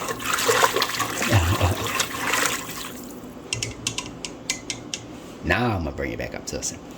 Now I'm going to add my sweet potato cubes. And I'm going to go ahead and give this a quick stir. Now here's the easy part. Only thing you got to do is cover it. And just let it cook for about 45 minutes to an hour. You ain't got to stir it or nothing. Just let it cook. That's all. Now while that's cooking, I'm going to go ahead and get started with my green beans. I already added some salted butter in here. About 2 tablespoons of that in there. Alright. Remember those pan juices from the turkey necks? Just a little bit of that. We're just going to add that in there for flavor.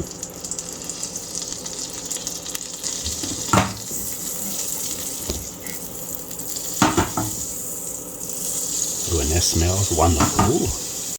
Alright, now I'm going to add some chopped yellow onion and some chopped garlic.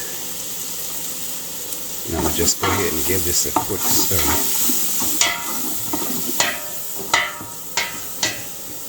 I'm gonna just let this saute for a few minutes. Now remember our smoked turkey stock right here? I'm gonna add that in here. I'm gonna add some chicken stock as well. I'm gonna just give this a quick stir. Bring that back up to a simmer. I'm gonna just add a little bit of seasoning. I'm gonna just sprinkle a little bit of salt, black pepper, and some Chef Paul Prudhomme's vegetable magic. Just a little bit. Give that a quick stir. Now I'm gonna add some turkey neck pieces that I had left over from when I cooked the collard greens. I'm gonna just add all that in there. And just give this a quick stir.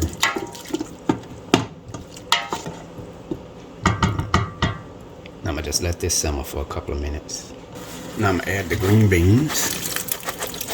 It's still a little frozen, but I'm gonna just give this a quick stir. I'm gonna just let this simmer for a couple of minutes. Once that's done, the green beans are finished. All right. I'm sorry about that, y'all. And our green beans are done. I let them cook down for a couple of minutes. Oh yeah, that smells wonderful. Oh yes. Woo! And they are done. All right, let's go ahead and check on the yams. Should be done. Ooh, look at how beautiful that looks. Y'all, look at how beautiful that looks. I'm gonna zoom in so y'all could see. Oh my goodness. Yes, yes, yes, yes, it's finished. Yeah. All right, let's get started with our gravy for our beef roast. So in this large saucepan, I'm adding 2 tablespoons of the meat drippings. I just add that in there. Just spread that around. And to that, I'm gonna add 2 tablespoons of flour. And just stir this. I'm gonna just stir this continuously until it reaches a brown color, which shouldn't take long at all. As you can see, that turned brown in no time. Probably took no more than 2 minutes. Actually, I'm stirring my stove on a very high temperature, the highest it could go. Now I'm gonna add my beef stock in here.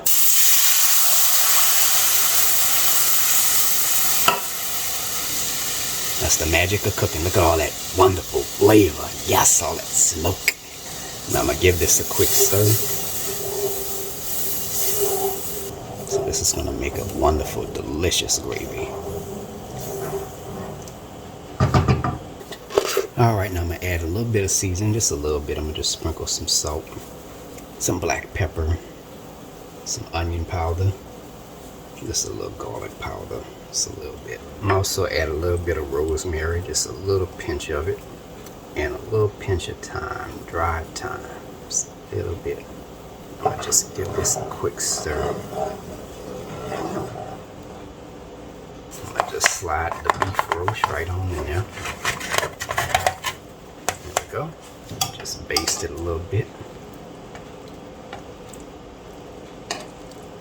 I'm gonna just cover this. And I'm gonna just let this cook until the gravy thickens. All right, the roast should be done. Let me go ahead and check it out and see what's happening. Oh, look at that. Oh. Look at how wonderful that gravy looks. Look at that. Gravy looks nice and thick. Oh, this is done. Oh, and it smells wonderful. Ooh. Oh yeah. Nothing like roast stuff with garlic with brown gravy. Oh yeah, look at that. Oh. Now I separated 3 eggs. I placed my egg whites in this bowl and my egg yolks in this bowl. So I'm going to set the egg whites on the side and use that for something else, because I need to use the egg yolks for this. Alright, so I'm going to add some sugar, about a half a cup of that. About 1/4 cup of brown sugar. I'm going to just take this whisk and just stir this until this is nice and creamy.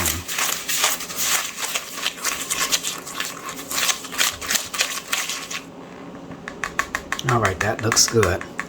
Took a little while to get it to this consistency. You gotta keep stirring it. Gotta stir it really good. Alright, I got some butter in here, about 4 tablespoons of it. I'm gonna just add a teaspoon of salt and 1 1/2 cups of pecans. Just give this a quick stir. Stir this until the pecans are nice and toasty. I'll be able to tell the difference when you really start to smell the pecans, like roasted pecans. I'm gonna just go ahead and pour the pecans in this mesh strainer with a pan underneath it. There we go. Just let that sit in there for a little while. Alright, now I'm letting my milk and my cream mixture get hot. It's about 2 cups of heavy whipping cream and 1 cup of whole milk. Just letting this get hot for a second. Alright, now I'm going to add the hot milk and cream mixture into this egg yolk mixture. I'm basically tempering the eggs. That way they won't have any scrambled eggs in the ice cream, you know what I'm saying? So, gotta make sure everything is good, you know.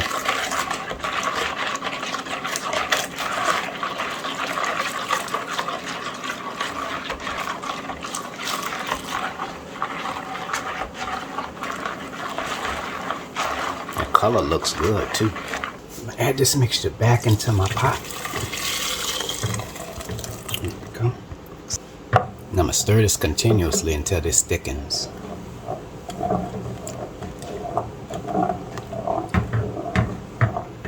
Just add my ice cream mixture right on in there. Like that. To that I'm gonna add 1 tablespoon of vanilla extract and 2 teaspoons of butter extract. And just add a little drop of this butter mixture. Just add a little drop. Just give that a quick stir. That's going to give it a little bit more flavor. A little bit more butter flavor. Oh, that smells wonderful. Add this plastic wrap on top. I placed it in a smaller bowl. So that way the skin won't form at the top. Now I'm going to just cover this. And I'm going to place this in my refrigerator and I'm going to make the ice cream tomorrow. I'll just place this in my refrigerator as well. Let's cover this. Alright, so for our turkey marinade, I took some of the turkey stock, the rest of it that I had. And I took some of the chicken stock as well and I just added it in this pot right here. And then I'm just waiting for that to thaw out. Next I'm going to add some mesquite seasoning. You could also use Tony Chachere's as well if you want to. But I want a different flavor turkey this year, so add a little bit of the mesquite seasoning in there. I'm gonna just give that a quick stir. This is gonna pretty much be our marinade right here. Add a little bit more. And also add a little sprinkle of salt to it.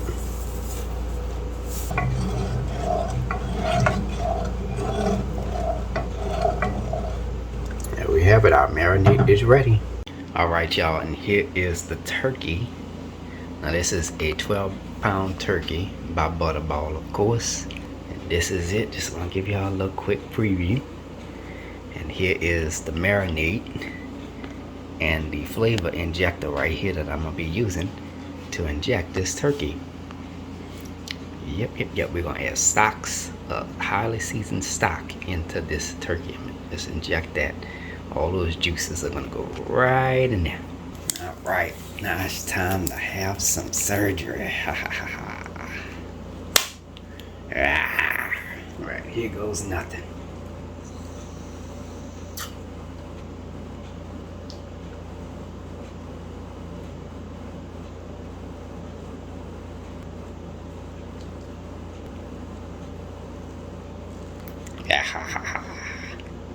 Now it's time to go on this side.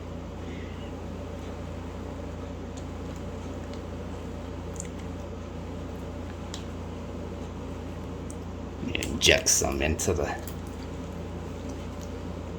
It's gonna make the turkey nice and juicy.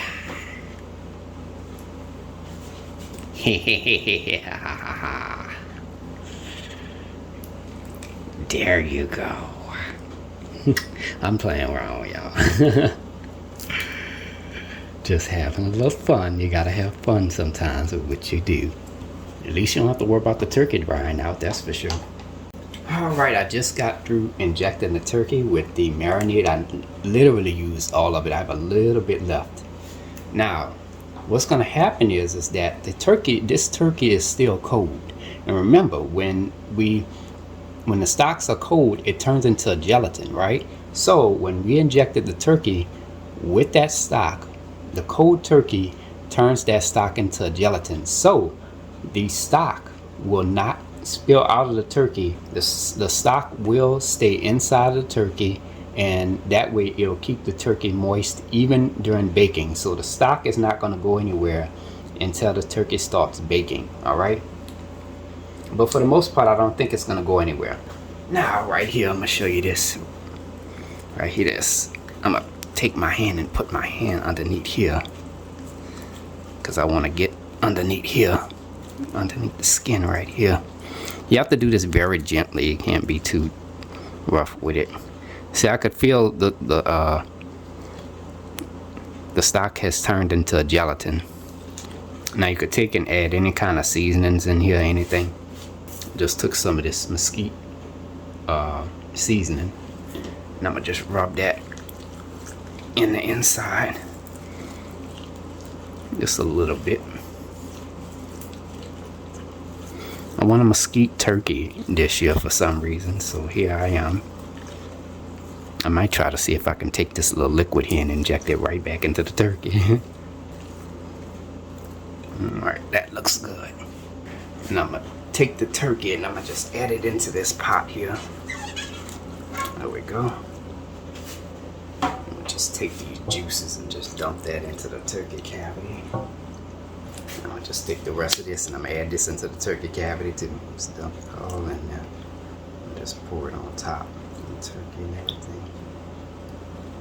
Now I'm gonna just cover this, and I'm gonna just let this marinate in my refrigerator for 24 hours. Yes. All right, y'all, that is it for the day. Guess what? Got some good news. I'm finished for the day. I finished early. It's about almost 8:30 at this point. Actually was finished before then, probably like 7 something. You know, I have to go take care of responsibilities or whatever. But anyways, I'm very grateful and thankful after working so hard over the past couple of days that I am done. I mean, I'm not done quite yet. I still have to, I have my turkey in my refrigerator that's marinating, and I also have to do the butter pecan ice cream and the dinner rolls. I'm making my favorite dinner rolls this year. I can't wait to share that with y'all. Yeah, I'm very grateful that tonight I could actually rest. Y'all just don't know. Yeah, it was very difficult, you know. Thank goodness I have everything cleaned up and everything, so I don't have to worry about nothing else. But yeah, I don't want to do anything else after tomorrow. I don't want no cooking, no baking. All I want is peace, quiet, and good food right in front of me. That's it. That's all I ask for. But anyways, let me stop talking. About to go ahead and catch up on some sleep, because I know I probably look tired right now. But then I'm looking forward to tomorrow, not being on my feet all day for 12 to 15 hours. But anyways, see y'all tomorrow.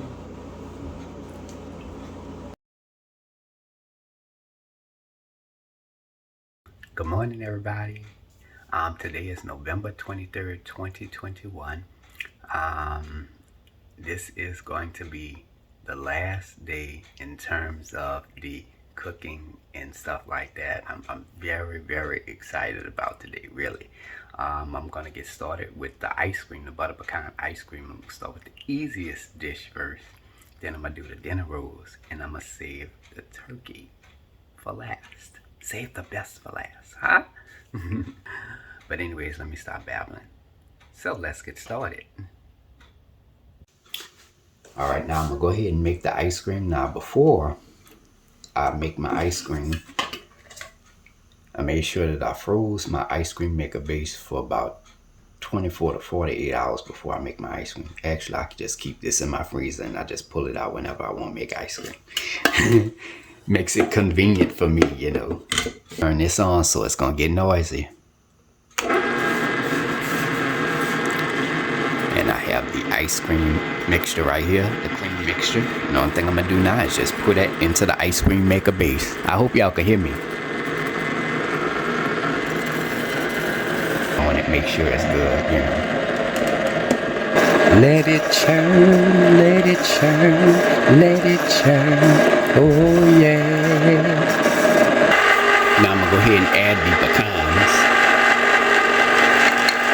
I think I added them in there a little bit too late, but hey.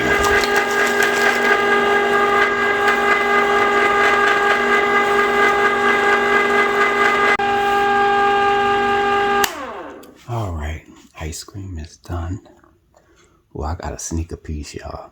Oh my goodness, look at that.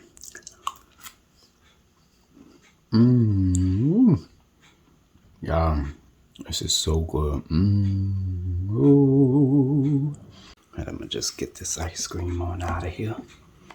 It's more like soft serve for now, but the freezer will do the rest of it.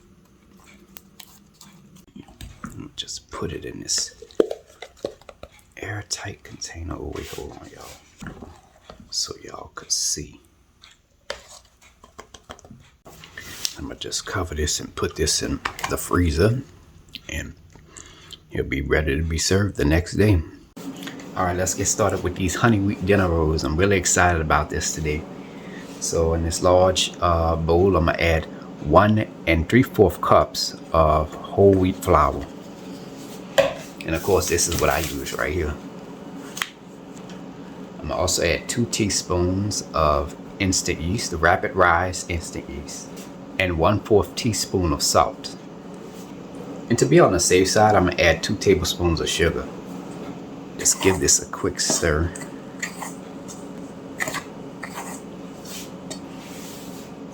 Now see, I'm sitting up here doing YouTube videos, not giving step-by-step instructions.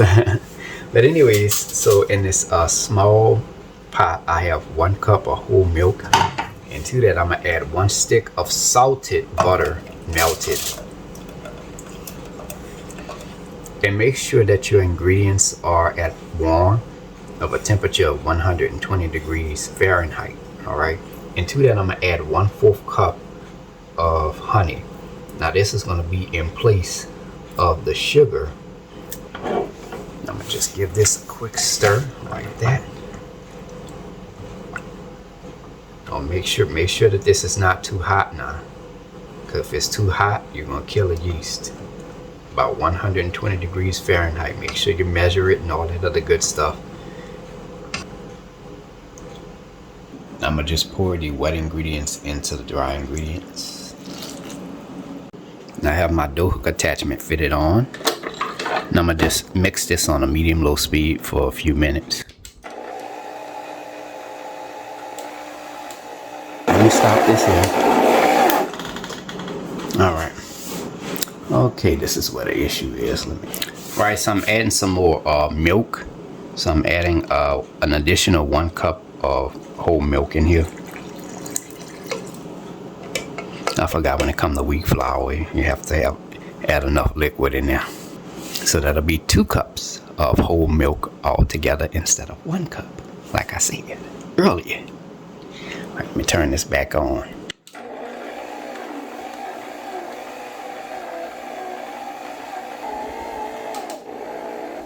All right, that looks good. Oh, that ain't come out of there.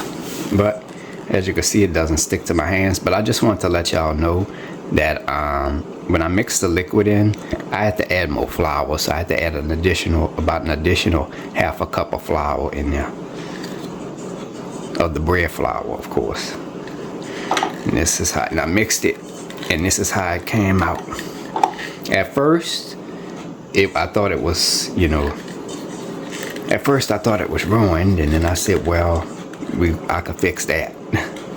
So you gotta be patient when it comes to baking and stuff. Hope nobody don't follow this recipe, but I did the best I could. So we'll see how this gonna come out. I'm gonna let my dough rest for a couple of minutes. I'm gonna just lightly flour the surface of my table. I'm not gonna really add too much flour. See?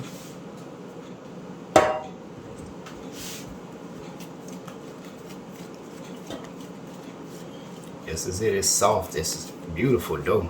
It turned out wonderfully. Just have a little flour right there to make sure it don't stick to the bottom. I'm gonna just let this rest for about 15 to 20 minutes. That rolls up pretty nicely. So I'm gonna go ahead and press this down. See, y'all, it came together. I'm gonna just form this into another ball. I'm gonna just take a knife and cut this in a serrated knife, and I'm gonna cut this in half. Just form this into a ball. Now for each ball of dough, you're gonna cut this into 8 pieces. So we're gonna cut this one into 8 pieces and cut this one into 8 pieces. Cut it again. Let's do that. Now I gotta form these into a ball again. Alright.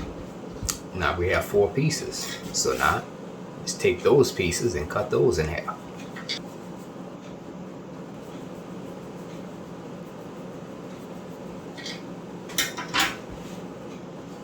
And there is 1, 2, 3, 4, 5, 6, 7, 8. There's your 8 pieces of dough. And you're gonna do the same thing for this one, 8 pieces. Alright, now I took the dough, each piece, and just added it into this baking pan. It's a 9 by 13 inch baking pan, of course. Now, I'm gonna just cover this with a towel, and I'm gonna just let this sit in a warm spot, of course, in my kitchen, because it's warm. And I'm gonna let this sit in here for about 45 minutes. And this is how they look. Ta-da! I'm gonna go ahead and put these in the oven. Alright, now I'm gonna place these into a preheated 375-degree oven. And I placed them a rack above the bottom rack so that we could brown on the top. And I'm gonna bake them for about 20 to 25 minutes. Alright, the rolls are done. Let's go ahead and take them out the oven. Ooh, yes, it looks beautiful. Yeah. Well, they look lovely, lovely. Bake them for about 25 minutes. See, if you tap them on the top and they're hard as a brick and they sound hollow, that's a good sign. Now don't worry about if they're a little firm. They'll as they cool, they'll soften. And there you go. Now I melted about 3 tablespoons of salted butter in this skillet. And to that I'm gonna add some honey. I'm gonna add about 2 teaspoons of honey in there. Just give that a quick stir. That looks good. It looks good. There we go. Alright, here I have my honey butter mixture with a pastry brush. What I'm gonna do now is I'm gonna just take that and I'm just going to brush that on top of the rolls. As you can see, they're getting soft. As you can see, look. They were hard as a brick at first, now they're nice and soft. Now the best time to serve these is as soon as they're out the oven and you have them glazed and ready to go. Wait about at least, I would say about 20 to 30 minutes before serving. And there y'all have it. Homemade honey wheat dinner rolls. My favorite. I want to share this with y'all as well. Now, I have my flavor injector. You could take some of the honey butter mixture and add it into the flavor injector. And you could also take it and inject it into each roll before you serve it to your guests.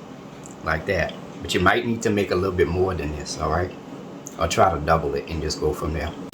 All right, let my turkey marinate. That's how it looks there. Put that right there. So I have some quick news about the zip ties. I tried to go to the store and look for some zip ties. They don't have none, so I gotta work with what I have now. On this pot here, we have some liquid right here. I'm gonna just pour that in there.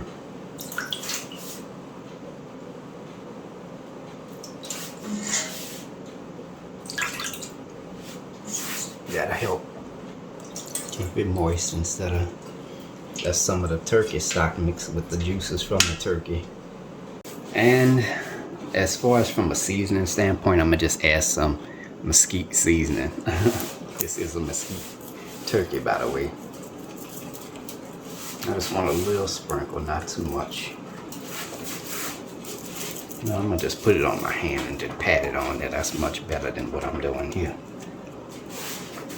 I'm gonna try to put these wings underneath the breast. Let me see if that'll work. Let's see. Okay, I got a different idea. Look, I tucked the wings under the breast, under the chicken breast. See, look, I'm gonna just take it and just go like that. There we go. So much for trying to go get those zip ties. Hopefully it'll cook properly. Hopefully. We'll see. Let me just flip it over on the back side. I forgot about this side. I totally forgot about this side, y'all.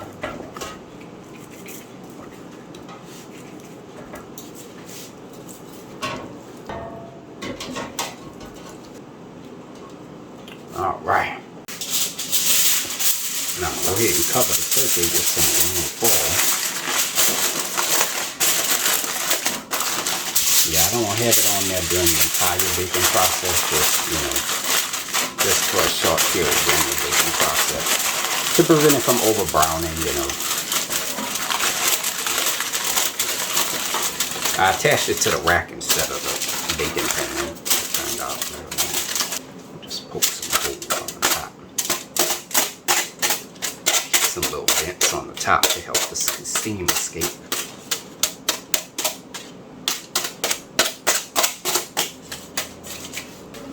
Alright, now I'm going to go ahead and place this into a preheated 325-degree oven. I don't know how long I'm going to let the aluminum foil sit on there.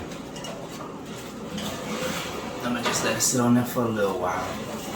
And I'm going to let y'all know the baking time and what time I remove the aluminum foil off there when it's whenever I'm ready. I'm gonna just monitor it and go from there.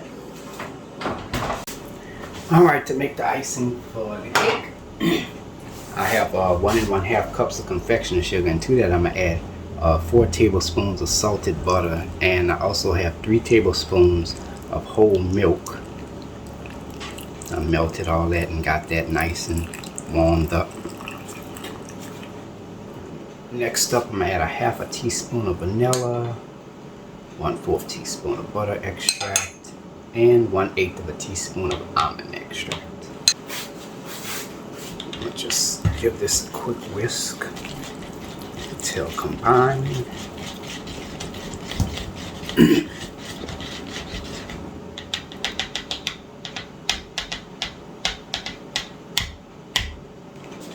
Just pour the icing on top of the cake.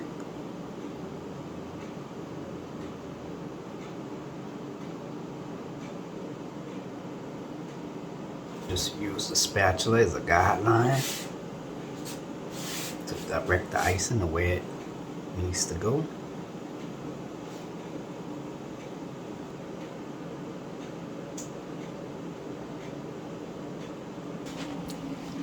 And that is it.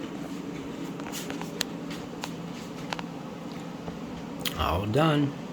Now just pour the icing on top of the cake, and there you go. All right, it's been about an hour now. Let's go ahead and check on the turkey. I'm gonna remove the aluminum foil now.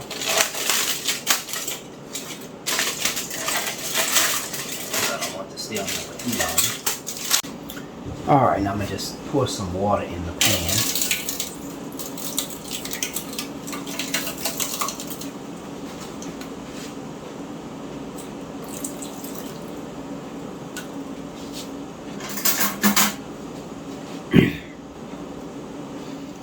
And now I'm gonna baste the turkey with some butter.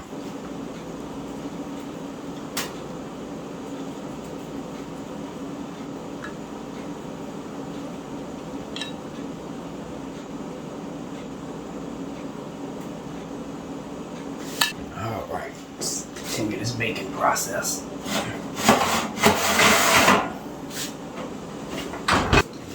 Alright, let's go ahead and check on the turkey. I'll remove it out the oven this time.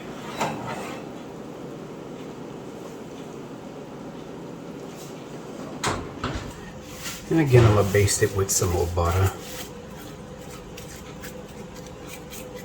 I add some more water, of course.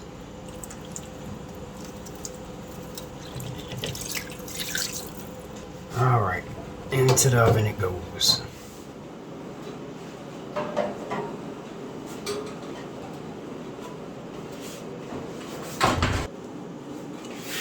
Now I'm cutting the sweet potato pie squares.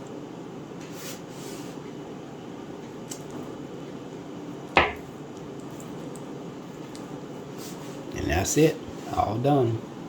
Alright, let's check on the turkey.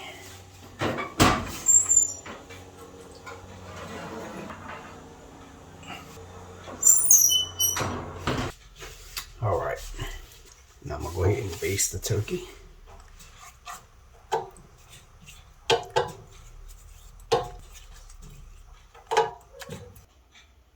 It's not quite there yet, so I'm gonna go ahead and put it back in the oven.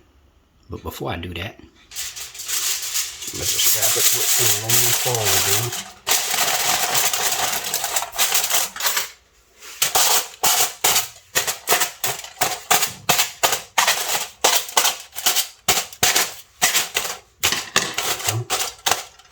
I'm gonna put that back in the oven because I don't want it. I put an aluminum foil on it so that way it won't over brown because I still got to cook it a little bit longer.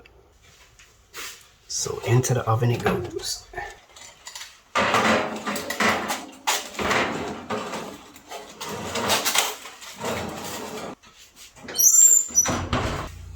Alright, the turkey should be done, so we're gonna go ahead and move it out the oven. Finally, after 4 hours, it should be.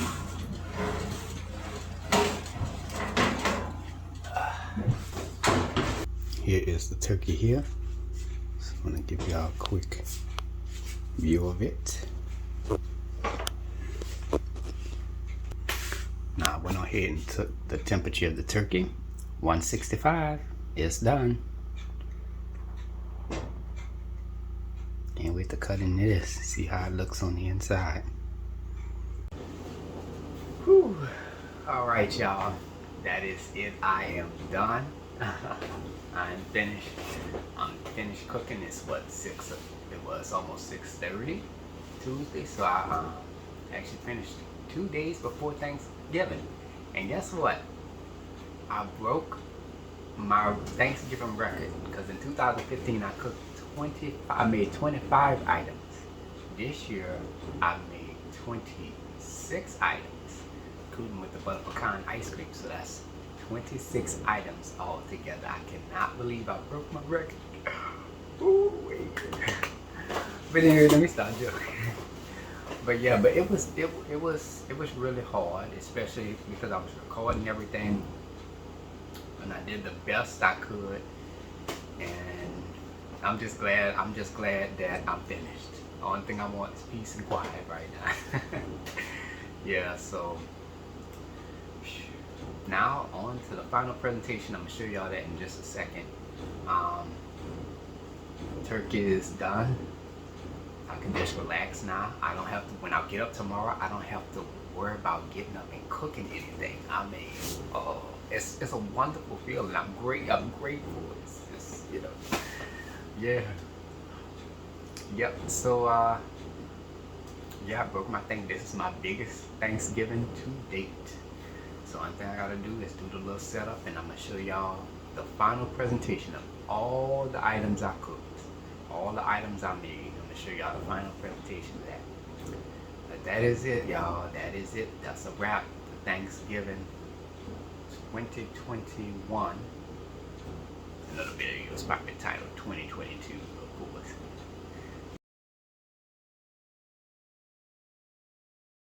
Now, people always ask me what I clean my oven with. Soap, water, and a stainless steel scrubber.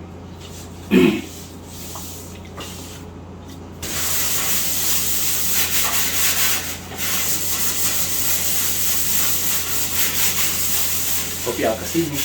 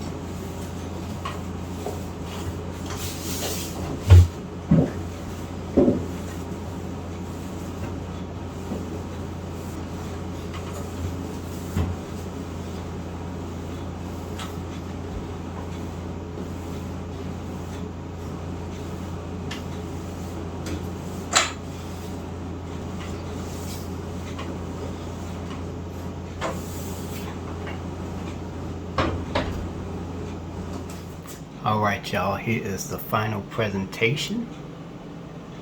This is the savory food table right here.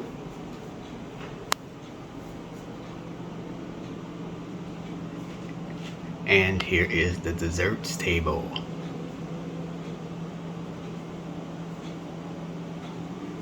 And there you have it, ladies and gentlemen.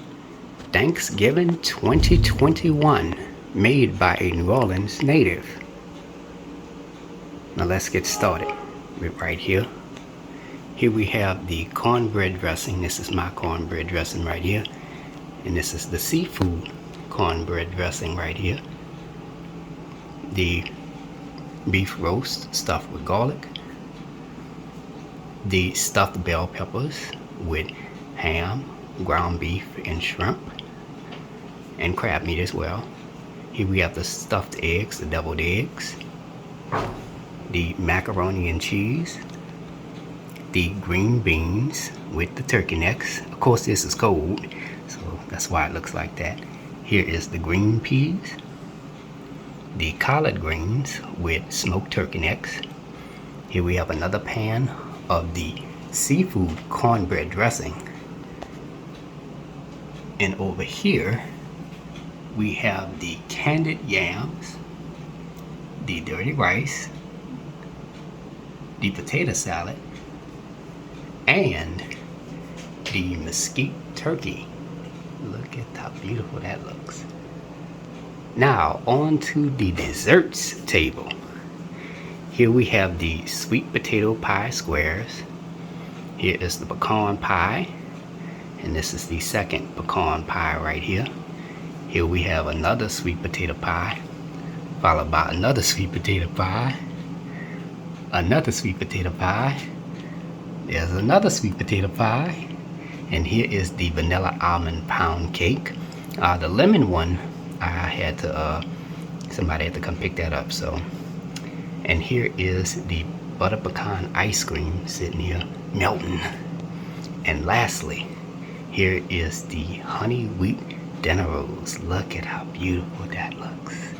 Yummy.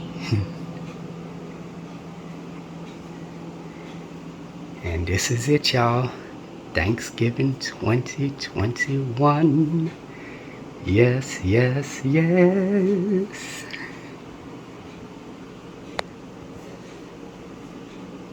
And there you have it.